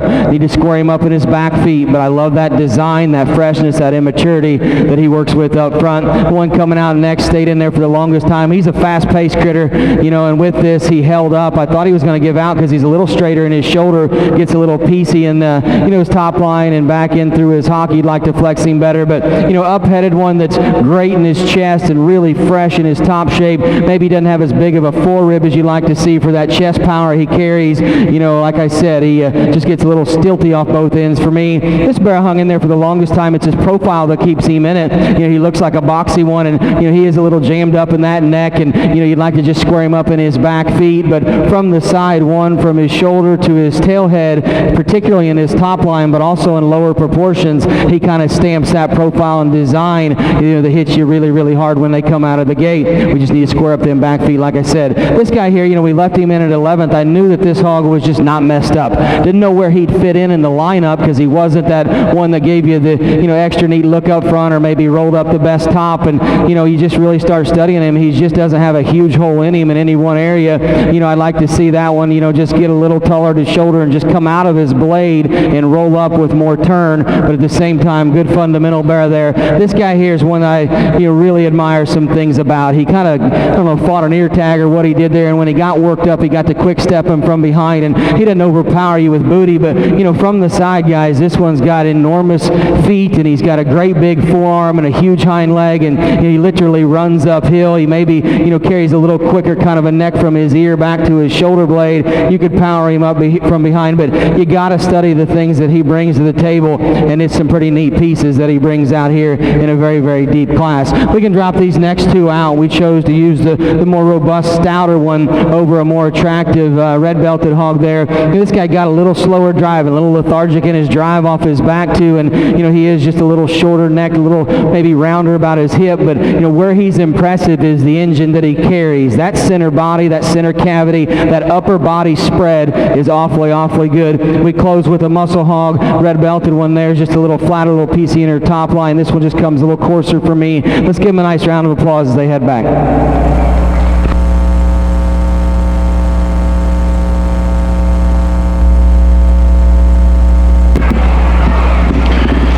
Results out of our first class of heavyweights. First place went to Brady Newthouse of Marion, Indiana. Second went to Cagney Utterback. Third went to Madeline Malcolm. Fourth went to Natalie Rofe. Fifth went to Colton Clifford. Sixth went to Kylie North. Seventh went to Braden Amrine. Eighth went to Jessica Griffin. Ninth went to Brindalyn Schneider. And 10th went to Carolyn Doyce. From the top down, it should go 12, 10, skip, skip, 3, 8, skip, 5, 6, 11, skip, skip, skip, 7, 4, 1, 9, and then the udder back hog is the last one with 2.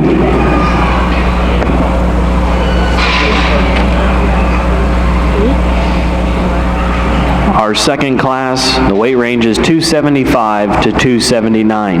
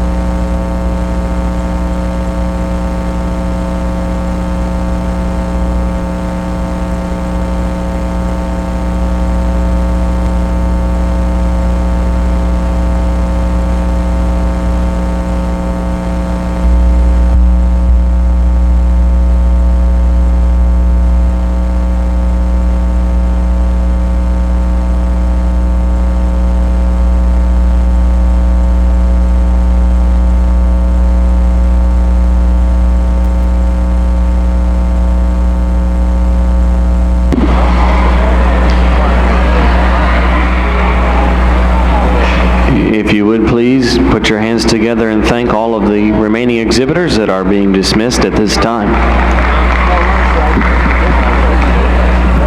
This is a courtesy call for all those in Class 3. If you haven't made your way up here, this is a courtesy call, all those left from Class 3.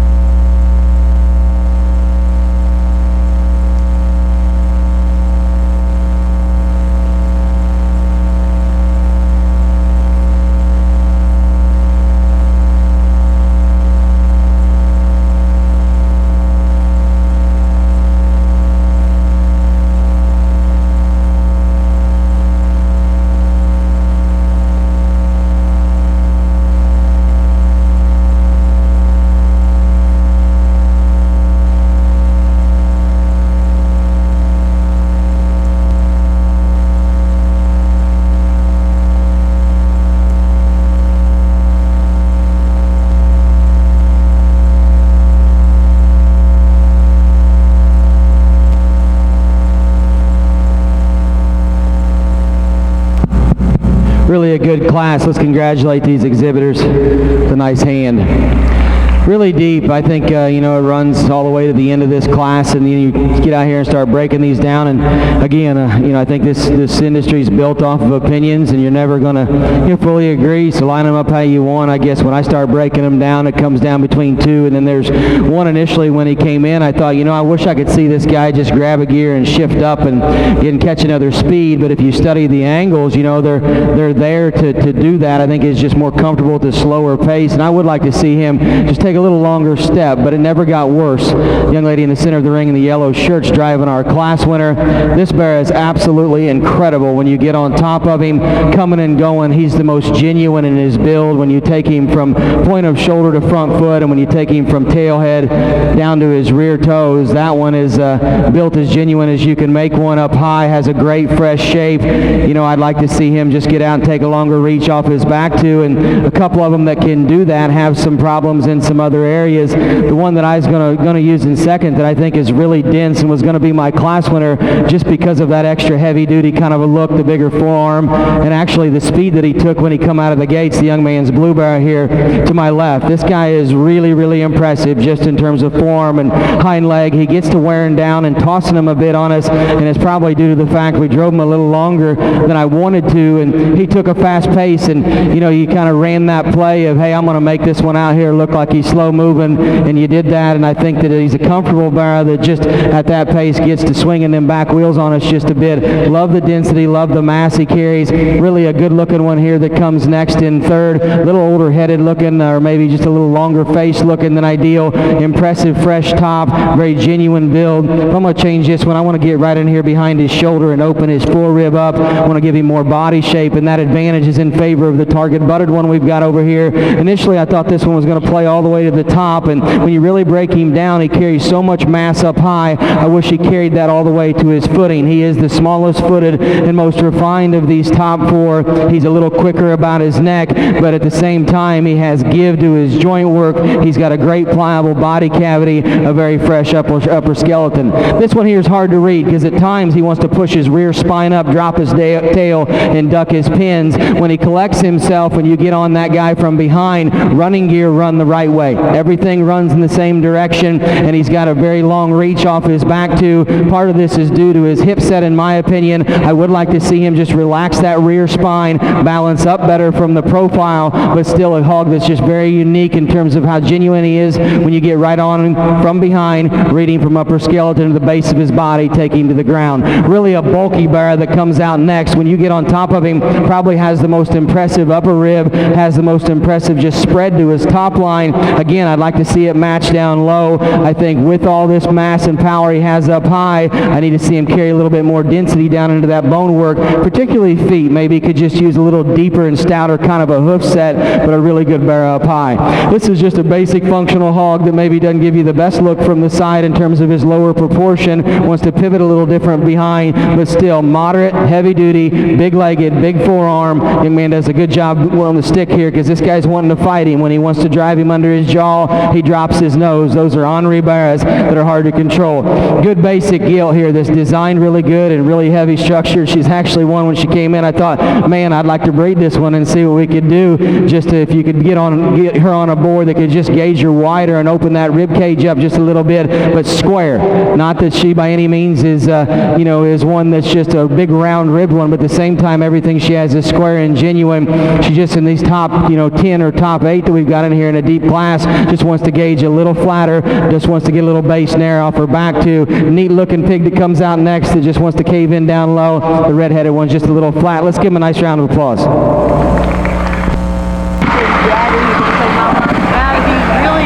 Here are the results for Class 2. First place went to Savannah Page from Jefferson, Georgia. Second went to Wyatt DeBusk. Third went to Caroline Doyce. Fourth went to Kelsey Bauer. Fifth went to Taylor Kirkpatrick. Sixth went to Samuel Logue. Seventh went to Connor Utterback. Eighth went to Carrie Head. Ninth went to Kaylin Copeland. And 10th went to Katie Head. If you're following along in the program, the head hog was 10th at paint tag 413.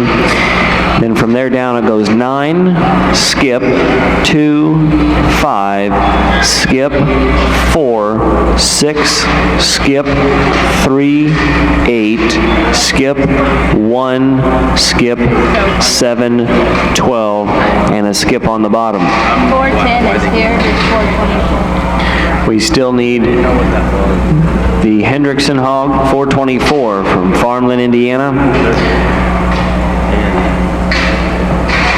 We are now starting Class 3, and in Class 3, the weight range goes from 279 to 281.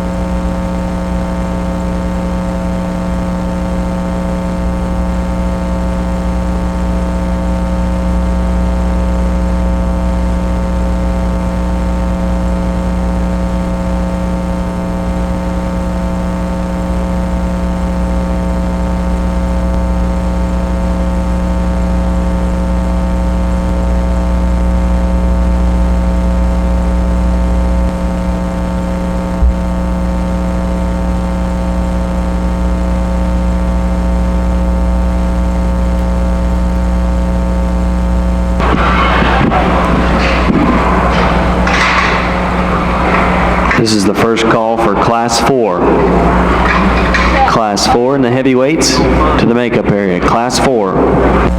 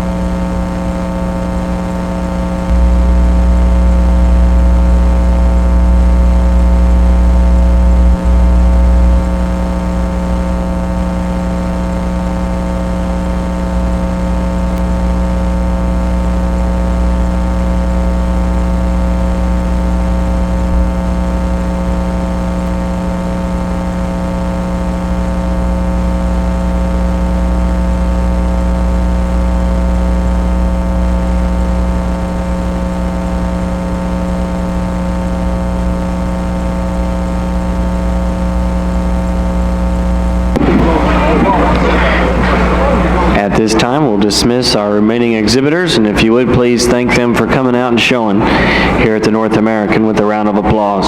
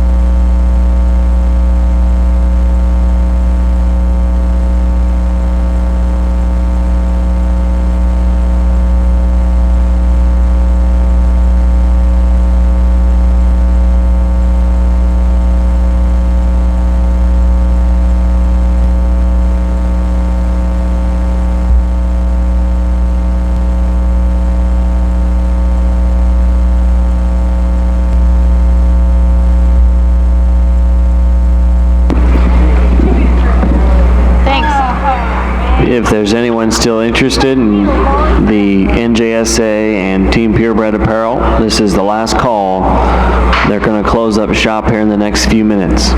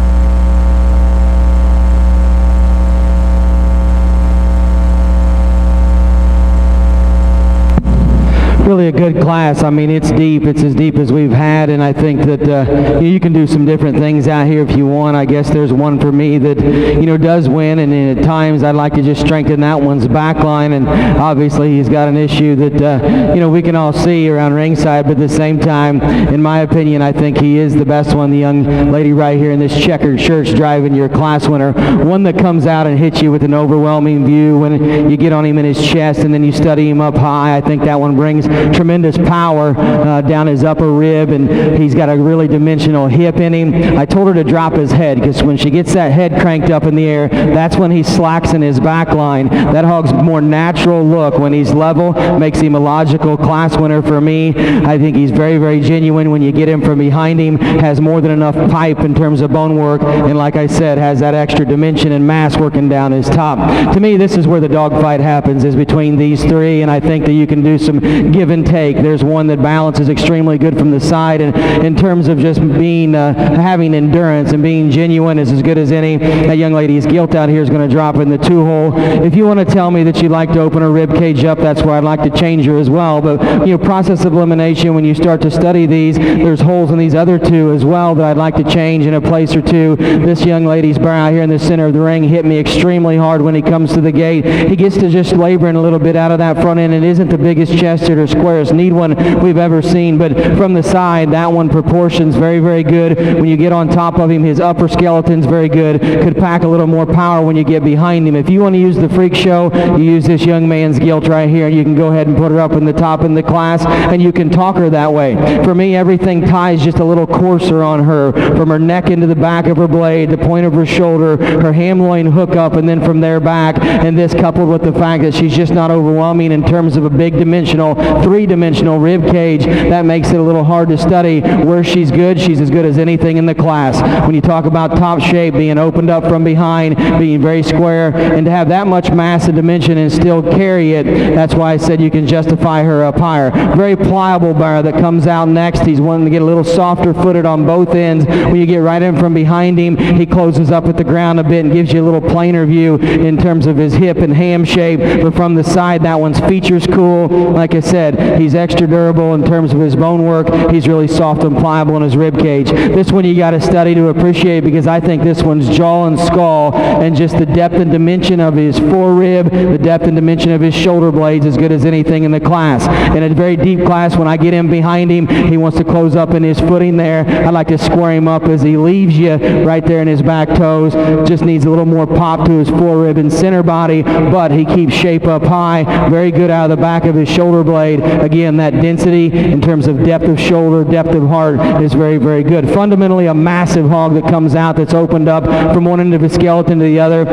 Ties a little different in his ham loin, wants to use his hip and hinge a little different off his back too. Doesn't give you that really good lower proportional look from his jaw back to his flank. He wants to get out of balance there. Certainly like the mass and dimension that her bear has, the top side of his body. The blue bear, just a little plainer. When you get on top of him, a little more bland in the shape he has, but a very good bear in his own right from being genuine from hock to foot. I think that one's hip shape's good. I think his ham loin spreads extremely wide. This one maybe doesn't give you that wow factor from the side, but you got to appreciate this one for composition. Very clean in his outline, very good in terms of being square, particularly joint work to foot. Let's give him a nice round of applause. Tylenol or naproxen? Good. Results out of Class 3. First place went to Cameron Krice of Adamsville, Ohio. Second went to Katie Head. Third went to Jessica Griffin. Fourth went to Tyler Patterson. Fifth went to Hadley Hendrickson. Sixth went to Xander Ivey. Seventh went to Leah Emmenheiser. Eighth went to Noah Lang. Ninth went to Kelsey Volrath. And 10th went to Lane Kelly. If you're following along in the program from the top down, it should go skip 1, skip 7, go down to Lane Kelly, 535 is 10, then it should go 8, 5, 2, slide down to Volrath's hog was 9th, skip 4, skip 3, skip, and then 6 on the bottom. So we move into our fourth class of heavyweights. That range is 282 to 285. And just a housekeeping note for those that have programs, the sixth class of heavyweights was not included in that program. It is posted on the wall near the Swine office, so there are 6 classes in our heavyweight division.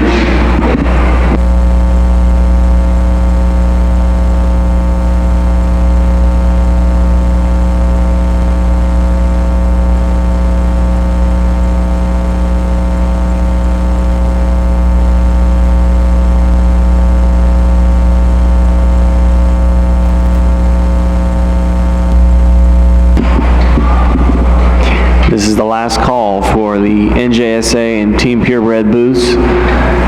Last call.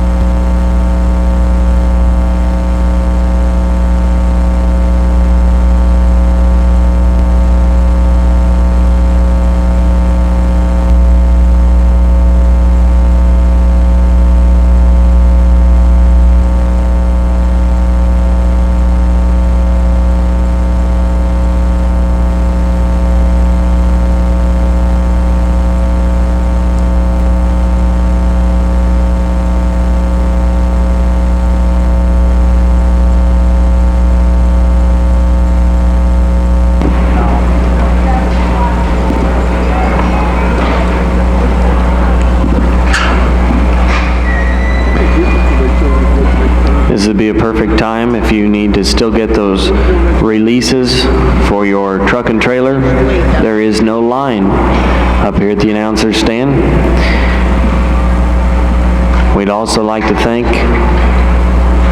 our Great Ring Help for all their support and the job they've done. If you would, please put your hands together and thank them for all of their hard work this weekend, helping us out here in the ring. Thank you, guys.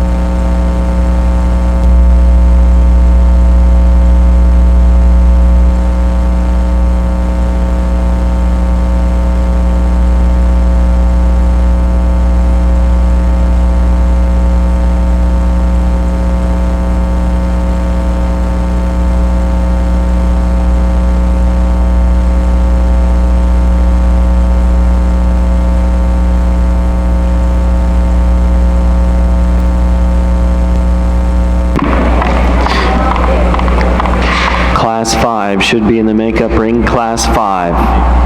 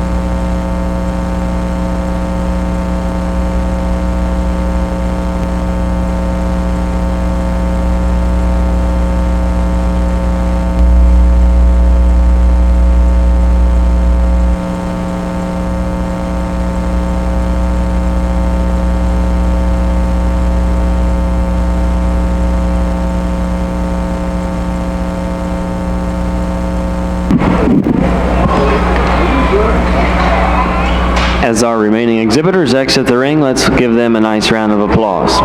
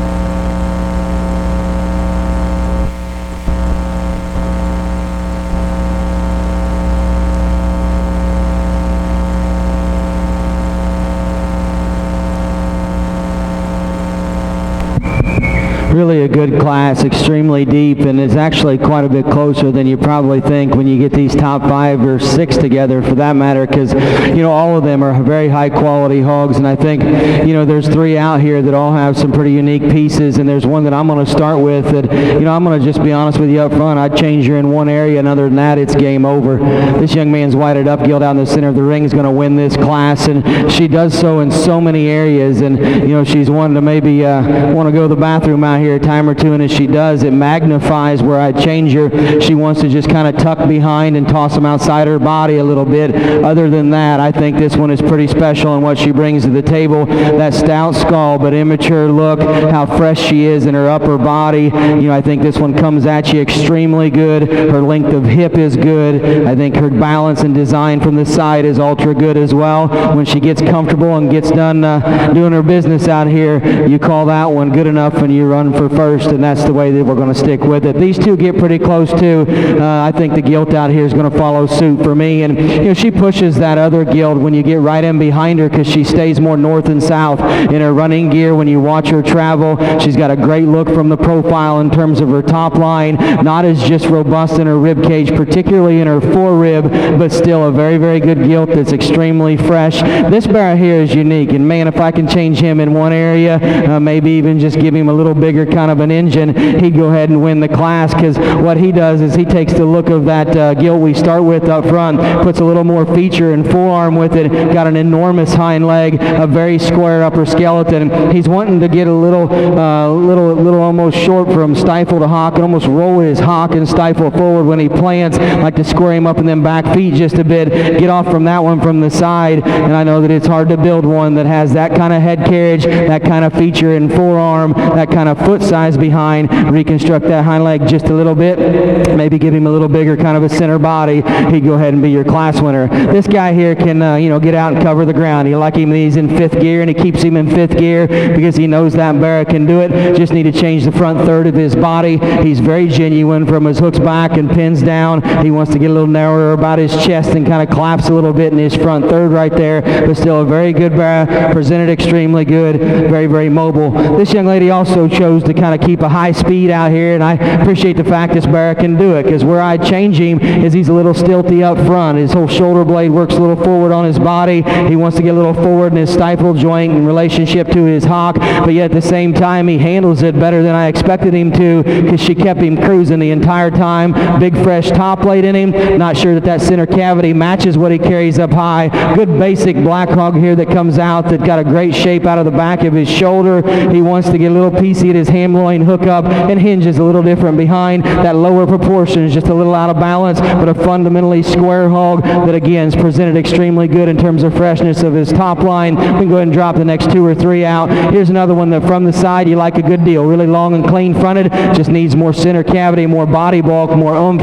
This one that comes out next from the side I like, gets a little narrow up through his chest. Let's give him a nice round of applause as they head back. Those are our comments from Judge Andy Rash here in our 4th class of heavyweights. First place in that class went to Austin Puschel from Grinnell, Iowa. Second went to Jenna Siegel. Third went to Cody Maxwell. Fourth went to Brian Brugman. Fifth went to Holland Snyder. Sixth went to Hudson Tritch. Seventh went to Caroline Doyce. Eighth went to Mason Miller. Ninth went to Destiny Treffs. And 10th went to Kelsey Clammy. If you're following along, it should go from the top down. 10, skip, skip, 5, 7, 1, skip, skip, 6, 3, skip, skip, skip, 4, skip, skip, skip, 8, 9, 2, and a skip on the bottom. They're messing with you. I got them. So we move into our 5th class. Our weight range goes from 285 to 290.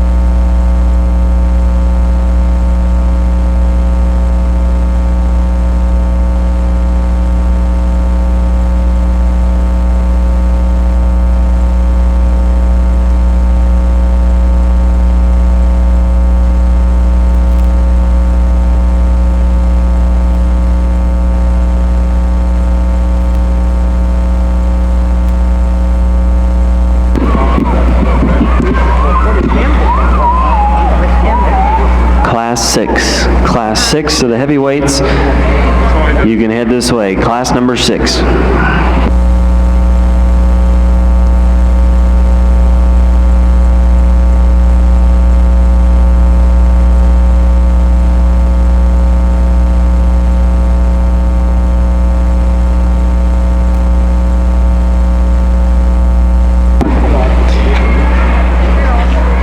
Let's put our hands together and thank all of these exhibitors that are exiting the ring at this time.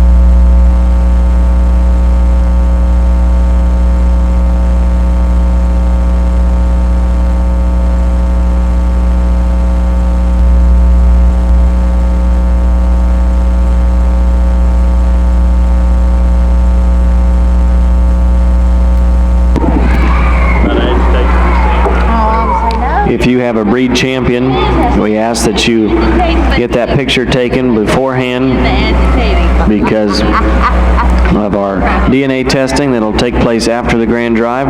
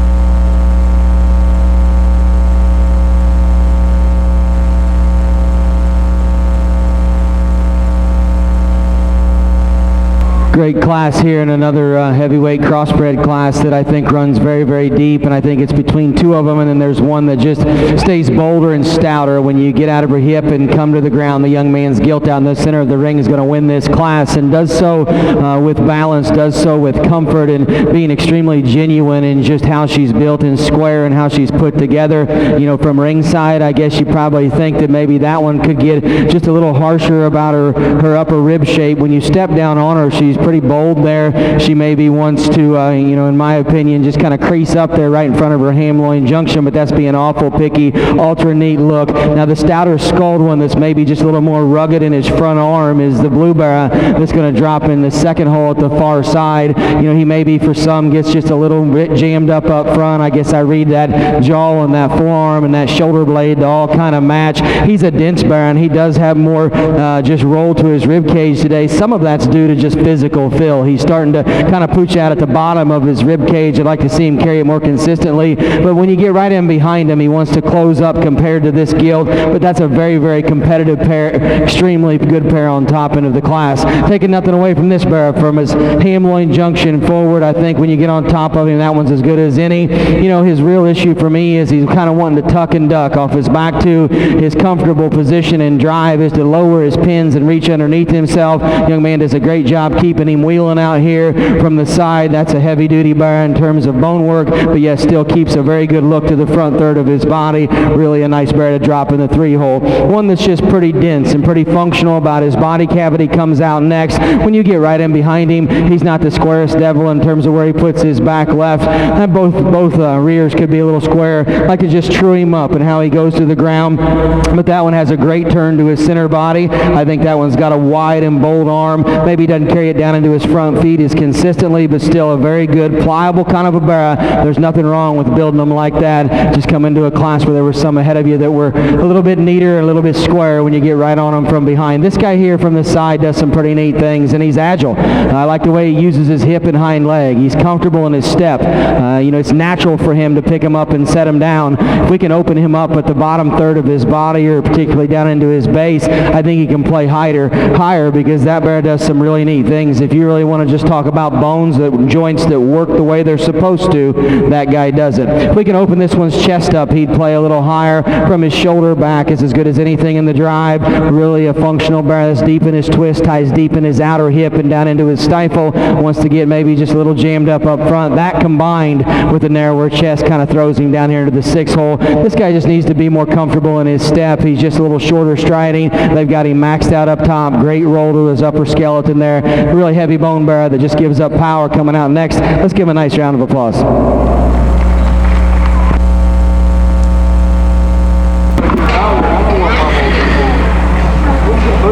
Here are the results out of class number 5. First place went to Blake Logan from Atlanta, Indiana. Second went to Tony Bannister.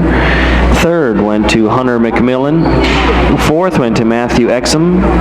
Fifth went to Caroline Doyce. Sixth went to Olivia Lentfer. Seventh went to Reagan Stacy. Eighth went to Blair McMahon. Ninth went to Blake Volrath, and 10th went to Heather Cox. From the top down, it should go 2, skip, 9, 1, skip, 7, 11, skip, 12, skip, 8, 5, skip, 4, skip, skip, 3, 6, skip, 10, and the rest are skips there on the bottom. Entering that was our last and final class, our heavyweight class number 6. All of these bears weigh 290. After the conclusion of class 6, we will select our champion heavyweight.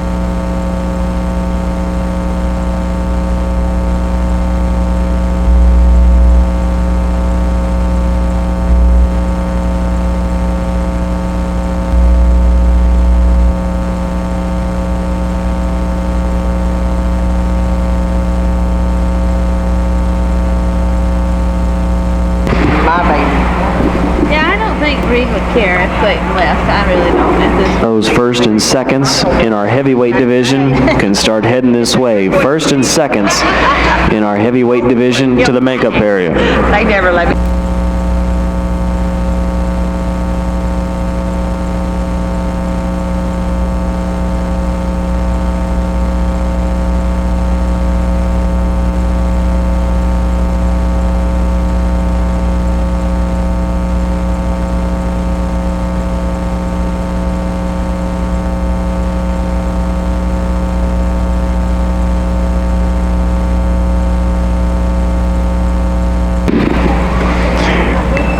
Kevin Laurent, your assistance is needed in the show ring.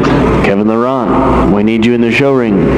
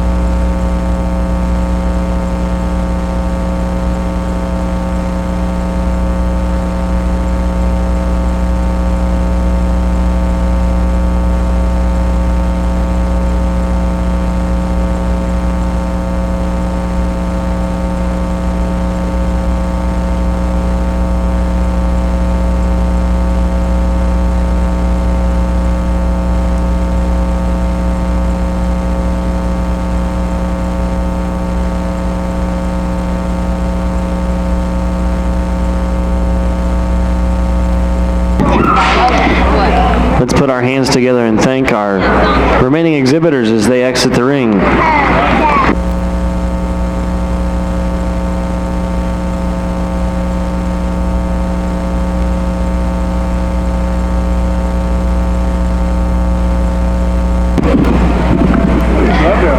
We still need those first and seconds, classes 1 through 5 in our heavyweight division. Start heading this way.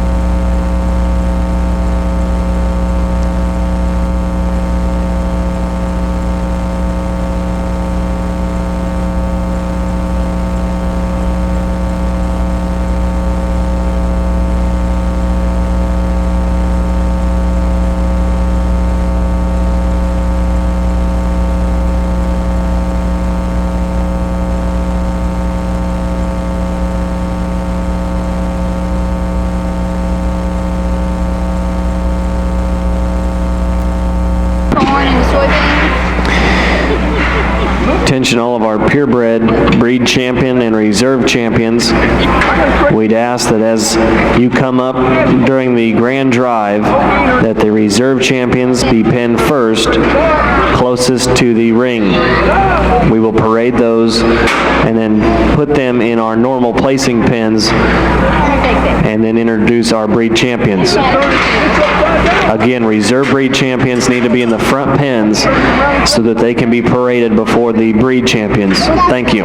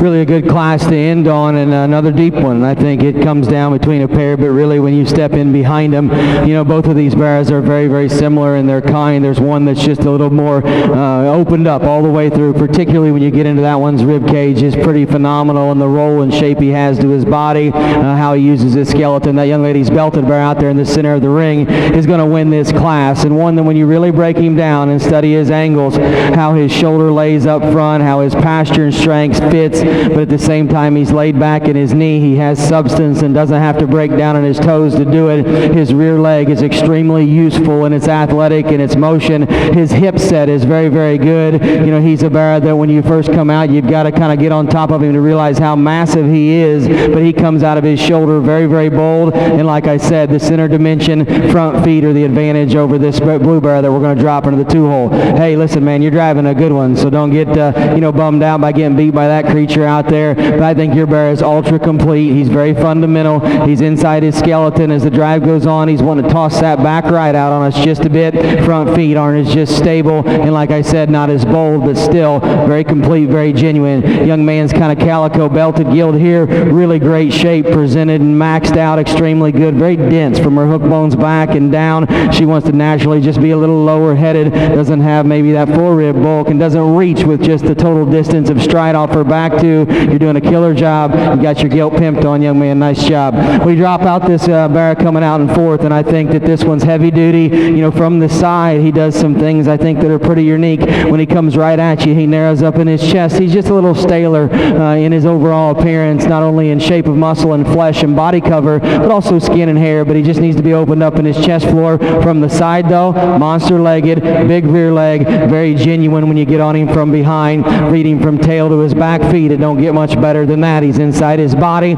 He uses his hind leg appropriately. The blue gilt coming out a little rawer. Maybe he wants to be a little hesitant in her step off her back too, kind of tosses him, uses her hip more so than her joint work. Very good shape, very good look up front. This one just needs to be opened up all the way through, but I love the design. Same thing for the other black and white one in seventh. Love the design. Just need to open them up at the ground and square up their footing. Really fundamental, good blue hog there that just needs to be a little square in his footwork as well. Let's give him a nice round of applause as they head back.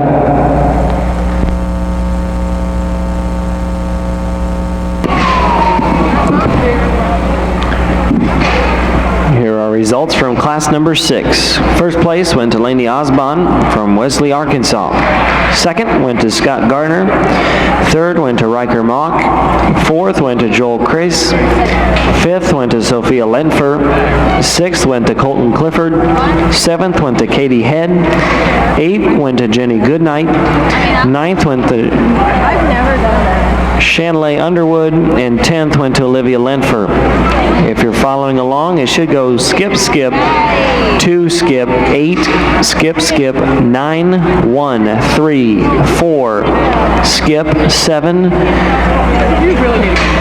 Go down to 601 is 10, 5, 11, skip, 6, and then 12 on the bottom. Let's introduce you to those, reintroduce you to those heavyweight class winners. From class 1, we had Brady Newhouse. From class 2, we had Savannah Page. From class 3 was Cameron Kreis. From class 4 was Austin Puschel.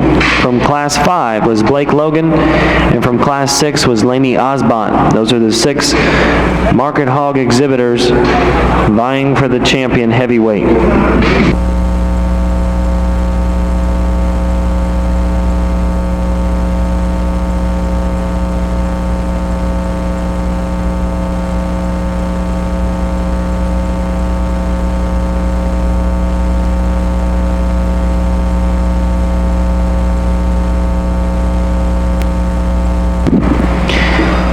Need to make sure we have our champion and reserve champion in our first 2 divisions in our crossbred show.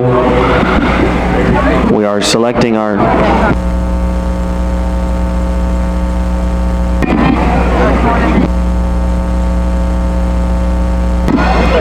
along with all of our other breed champions. Again, all breed champions along with our lightweight and medium weight crossbreds to the makeup ring.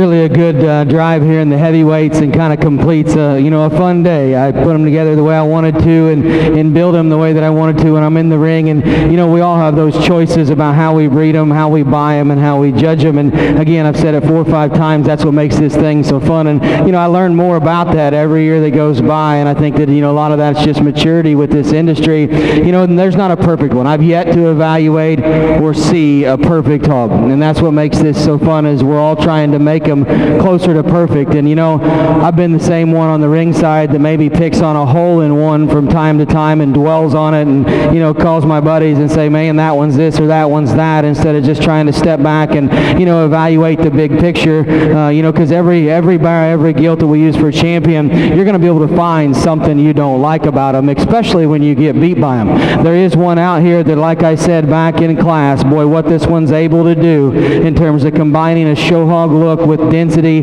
flexibility, one that is extremely fresh and immature. I guess, in my opinion, one that comes out here and just has that heads-up look and says, you know what, I need to be the heavyweight champion today. That's this young man's gilt here right in front of me. Let's give him a nice hand. Austin Pischel just selected at a Class 4, the champion heavyweight. Jenna Siegel, Marion, Ohio, now in contention for reserve.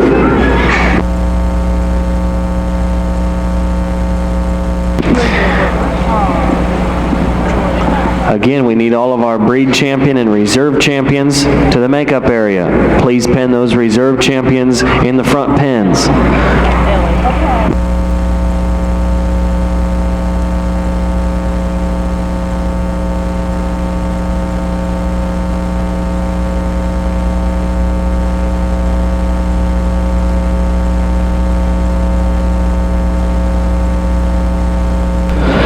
Reserve can get kind of close for some, and I'm sure everybody has favorites. Let's just talk about some differences out here in no order. You go back to one early on that comes out of one of the younger classes or lighter classes in the heavies, that comes out of the gate like a man up front in terms of his chest and his boldness of body. And, he stays relatively flexible up to that front end from behind. Wants to get a little bunchier about his hip, but boy, they got him maxed out. He looks good.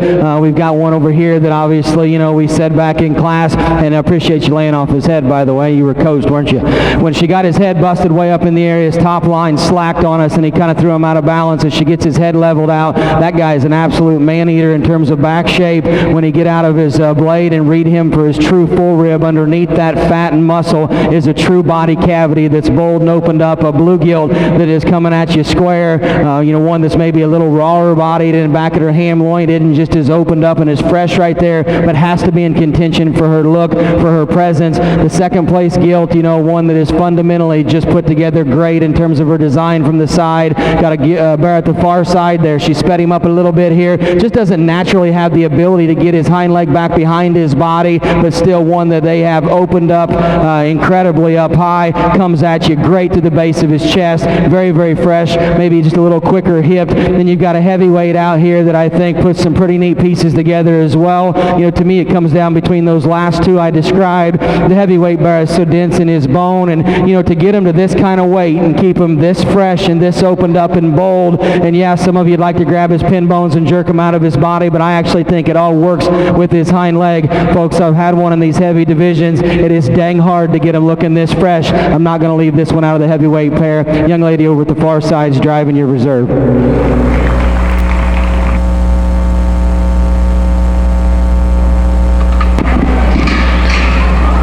Laney Osbon just selected from Wesley, Arkansas as our reserve champion heavyweight. Congratulations.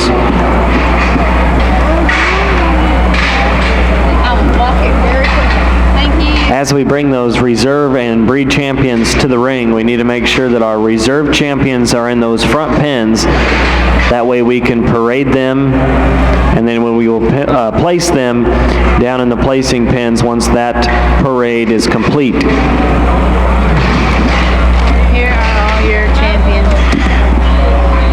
We also have a very special guest with us that we'd like to recognize at this time is Catherine Riley, who is the assistant manager of the North American. Catherine grew up showing livestock here in Kentucky, and I'm sure many of you know her.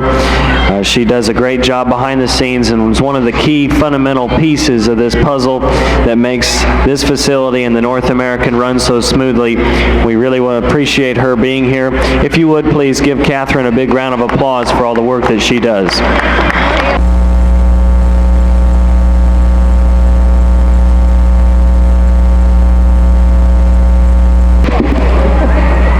And before we get started, I'd like to introduce or reintroduce Mr. Warren Beeler. He's going to introduce our staff and volunteers and run down a list and just kind of give you guys a good sense of everything that goes on here at the North American. So I'll turn it over to Warren.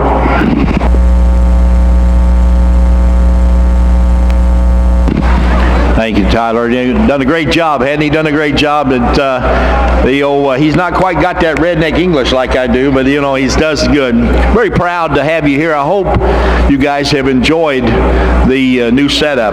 I think more bleachers, we still don't have enough, and so we're already talking about how we're going to add more next year and do some things. Very proud of the staff. Steve Kelly, Catherine Riley, you just met, do a great job. Then we got a crew here that's been here a long time. That's absolutely wonderful.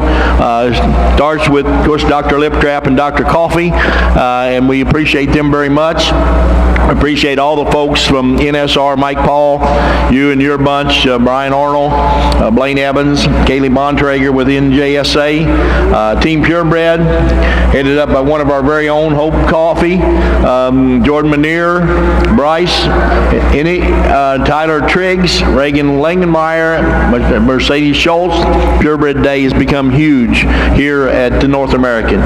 Also, we have Kevin Lamont, the extension specialist in the far western part of the state, but covers the whole state. Delbert Barnett, who does all the computer work. Ted Campbell, county agent in Mason County. Whitney Carmen, our county agent in my particular county, Grayson. Steve Austin, right here on the fence, who coaches our judging teams and is our 4-H livestock specialist. Mike Ross, who does all the loading out. You never see him, but man, you talk about a big job and one that it gets done. Reva Mitchell, one of our clerks here, is basically retired 4-H agent in Henderson County. Jody Peepool, who also is an agriculture teacher. David Berquin, who's one of our strong agricultural families here in Deal, and Ellie sitting next to me, who pretty much runs Murray State University every time that I have been there. Matt Jeffries, one of our very own, stand on the fence, grew up in the program. Jeremy Lips, one of our imports from out of state, does a great job. Aaron Harned, you've seen Aaron over on the fence, one getting them to the truck. Celeste Harned, one of our clerks here, and the young lady with the two little ones behind us. Chad Halsey, the guy who sold you the buttons. And then Tyler, we appreciate you, bud. You did a great job. We appreciate everybody coming. If I haven't told you, we're sure glad you came, and I hope you'll come back and try us again, and any suggestions we'd be happy to try to fix. Appreciate everyone. Been a great show. Andy Rash, thank you. We only put those folks in the ring that we totally trust. It's going to do a great job, and man, have you had a nice set of hogs. Thank you all for coming. Please be careful as you go home. Let's pick a champion.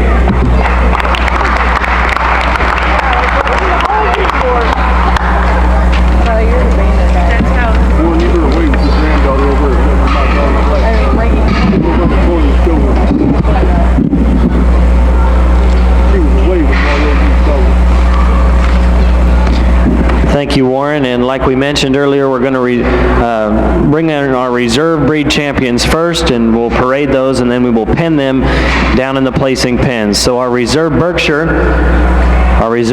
was shown by Garrett Lowe's from Anderson, Indiana.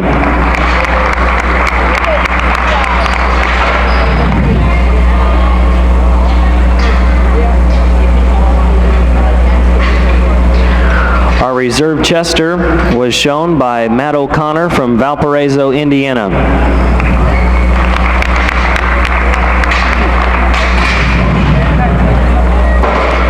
Our reserve Duroc was shown by Ashton Geyer from Robinson, Illinois.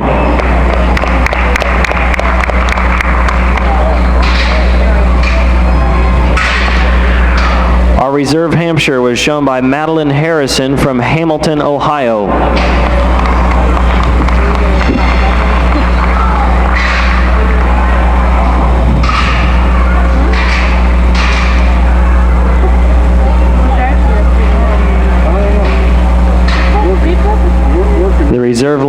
place was shown by Madison Harrison from Hamilton, Ohio.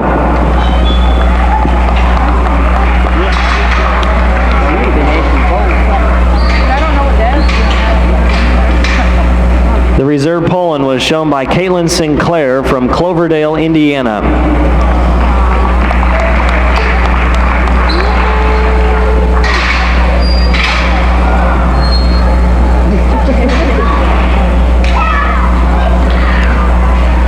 Our reserve spot was shown by Cade Sponsel from Bloomfield, Indiana.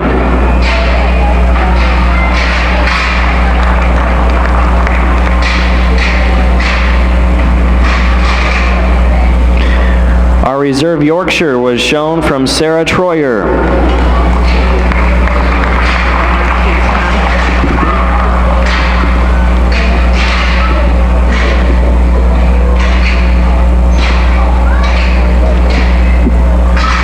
Steve, do we have those crossbreds up here? What do you want me to do now? Are they ready? Cross. Reserve 1. Okay. Our reserve champion lightweight was shown by Lacey Logan from Atlanta, Indiana.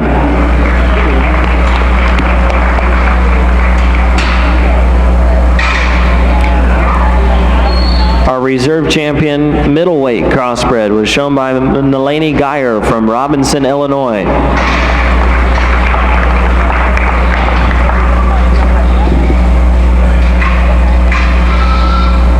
And our reserve champion heavyweight was shown by Laney Osbon from Wesley, Arkansas.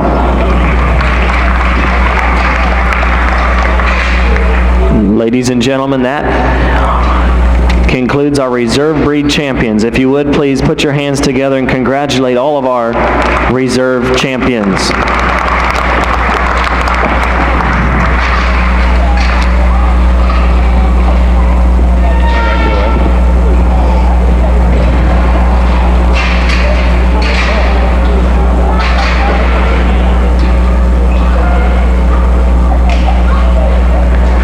Let's introduce you to our breed champions. Out of the Berkshire division was Riker Mock from Gaston, Indiana.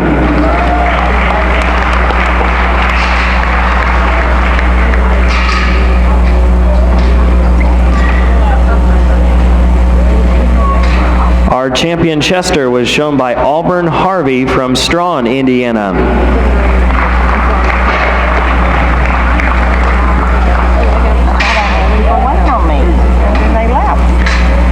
The champion Duroc was shown by Crosby Jackman from Milroy, Indiana.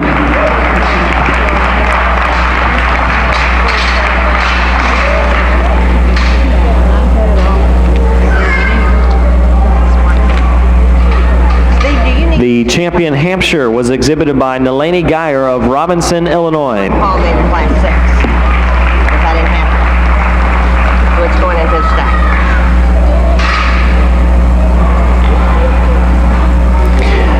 The champion Landrace was shown by Byron Miller from Covington, Ohio.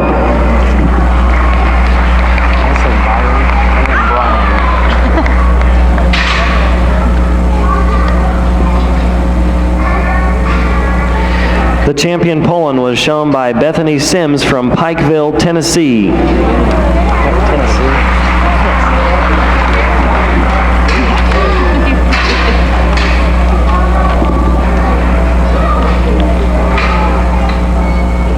The champion spot was shown by Cagney Utterback from Greenfield, Ohio.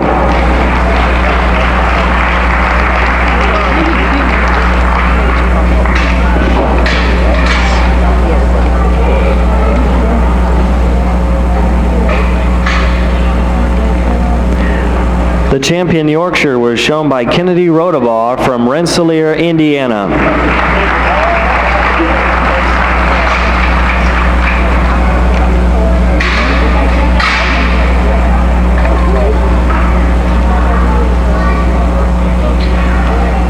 Our champion lightweight crossbred was shown by Samuel Gardner from Greenfield, Indiana.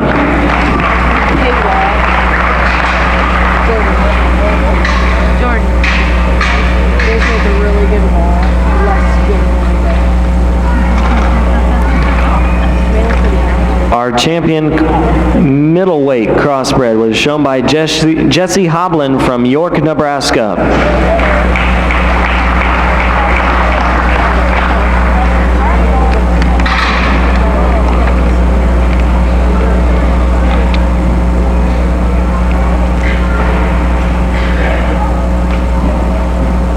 And our champion heavyweight crossbred was shown by Austin Puschel from Grinnell, Iowa.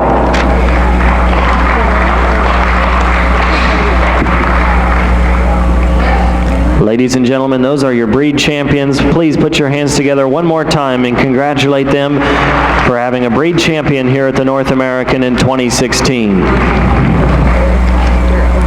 We also need to thank, for one more time, Farm Credit of Mid-America for their sponsorship of our Junior Swine Show. And when you're traveling home, it doesn't matter whether you're a full-time or part-time farmer, rural resident, or own your own agribusiness, Farm Credit can help with your financing needs. Thank you to Farm Credit.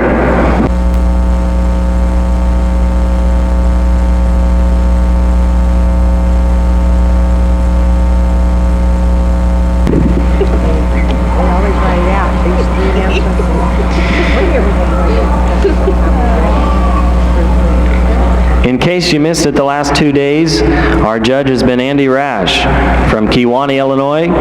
He's a graduate of Black Hawk. Also went on to Western Illinois and received his master's from the University of Illinois. Andy and his family have shown and raised some really competitive show pigs and breeding stock for the last few years. He's judged a number of shows across the United States, and he's one of the true good judges that we have in this industry, and we really appreciate him coming back and doing this again this year. Please put your hands together and thank Andy for the tremendous job that he's done here at the North American in 2016.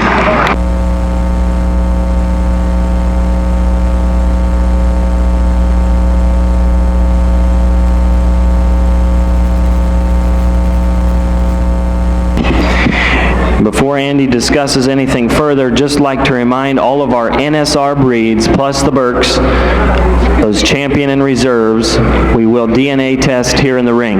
So find a pin once the grand drive is over, and we'll get those NSR breeds and the Berks DNA tested.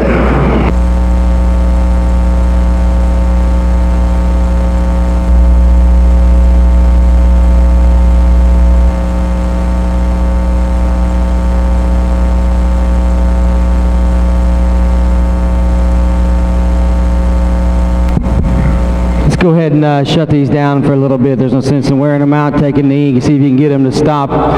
You know, we skipped lunch break. That's my fault. So if you're hungry, you can blame it on me. I know Brian's wasting away to nothing over here complaining about not having lunch. But when you get in a groove and you just kind of want to start rolling through, you know, quality livestock, you know, it's hard to want to stop. And I think that that's why, you know, I wanted to just keep rolling through these and then get everybody home at a safe time tonight, those of you that have to travel a ways. But guys, I can't tell you enough how you know, how happy I am to end up with this type of lineup to work through this set of hogs. Anyone that was here last year can be testament to the fact that this set of hogs is by some margin better than the group that we had last year. And you know, I want to commend you for that, not only breeders, but those of you that purchase these hogs and feeders. Let's give everybody a nice round of applause, because I mean, this is a killer set.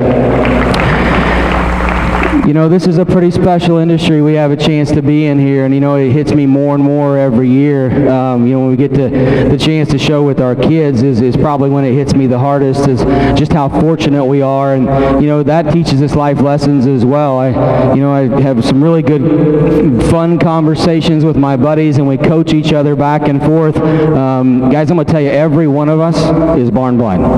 There's not one person around this ring that's not barn blind, and you just have to admit it. You like stock the way you like stock, you feed them the way you want to feed them, and it's hard to come and get beat. And I'll be the first one to tell you I'm as barn blind as anybody, and it's not until the ride home or when you look over the fence and you see another young person that has a smile on their face where you kind of realize that, you know, maybe I did get a grip, you know, and we got partial to one, and that is good stock over the other side of the fence. So I guess my challenge is continue to be barn blind. That's what makes this industry great. Buy the boars you want, buy the pigs you want, feed them the way you want to, but at the same time, we've got to keep in mind that, and I need reminded, believe me, if you're around ringside and I need to kick in the butt, give me a swift kick in the butt, but my wife constantly reminds me that I'm a role model for 3 little ones now, and, it's hard. It's really hard to be a parent and watch 10-year-olds or 12-year-olds put the time in that they do to these animals and then to get beat. And I'm sorry for choking up, but gosh dang it, this industry's brought my family a lot closer together. If it wasn't for show pigs, I'd find something else to stay busy doing, working, and probably be traveling around the country with some other job. But, pigs kept me closer to home. Pigs is the reason I changed jobs.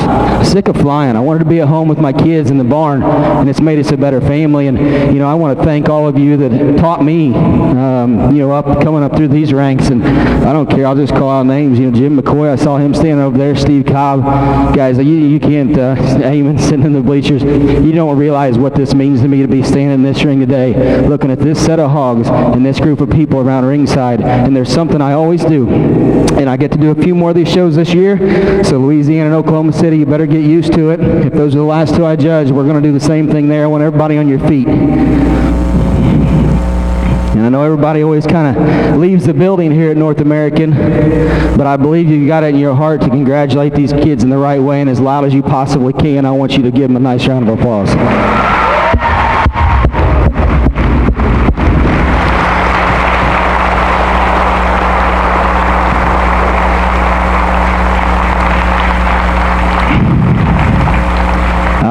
Enough of that before I start really crying. Let's fire them back up. We got us a good hog show here. Listen, this is a killer set, and I'm going to talk about a few of these individually in no specific order that, guys, I want to be honest with you, can play anywhere in the country. There's a spot bear over there. I don't care what state you're in. Try beating that one. That is a killer spot bear that's fundamentally beat right. I have no idea who made the decision to let this Berkshire gilt go, but I'd be sick to my stomach because I think that is an absolute creature where she brings value. Young man does a great job on the stick. We got a red bear out here that's awfully unique. I mean, this guy, for what he does compositionally and put in that kind of stature, is a right kind of composition. He's not low set and fat. He doesn't have big round coarse joints. Yeah, you'd like to lay his shoulder blade back on him a little bit, but that's a good hog. If we get into this cross division, you get to that lightweight bear over there, and that one is fundamentally built in line. His running gear run north and south, and there's nothing wrong with that. I maybe get a little burnt out with this trend conversation, and we just simply cannot cave in their front rib, and we cannot still D up their front end or straighten up their front end just to get them jack neck. They can be good looking and still have a good shoulder shape, and that bear does it. Our middleweight crossbred bear, I said, is kind of a freak of nature. The difference between him and another one out here to me is that's a good show pig. That is a very neat show pig that young man needs to be proud of, and then you get into a group of them that, in my opinion, are absolutely beastly. This young man right here is driving your champion. Austin Puschel just selected as our grand champion. Congratulations, Austin. And our reserve in the heavy division is Lainey Osborne. She'll come in now in contention for reserve grand champion honors.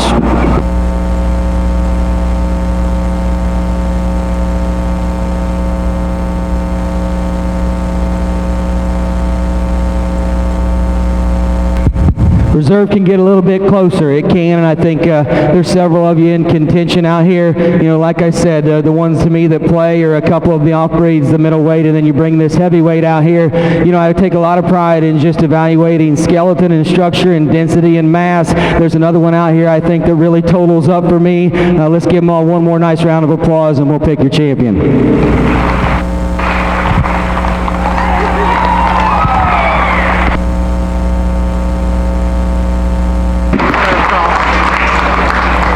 Congratulations to Lainey Osborne out of our reserve heavy, also reserve grand. Congratulations. usually do that. Well, that concludes our swine show. Be sure that all of our NSR breeds and Berkshires, champion and reserves, stay here in the ring for our DNA tests. Those will be done in the pens, so you can find a pen and we'll get those squared away. For all the staff and volunteers, we want to thank you for coming out this year to the 2016 North American International Livestock Exposition Swine Show. Until next year, we'll see you then.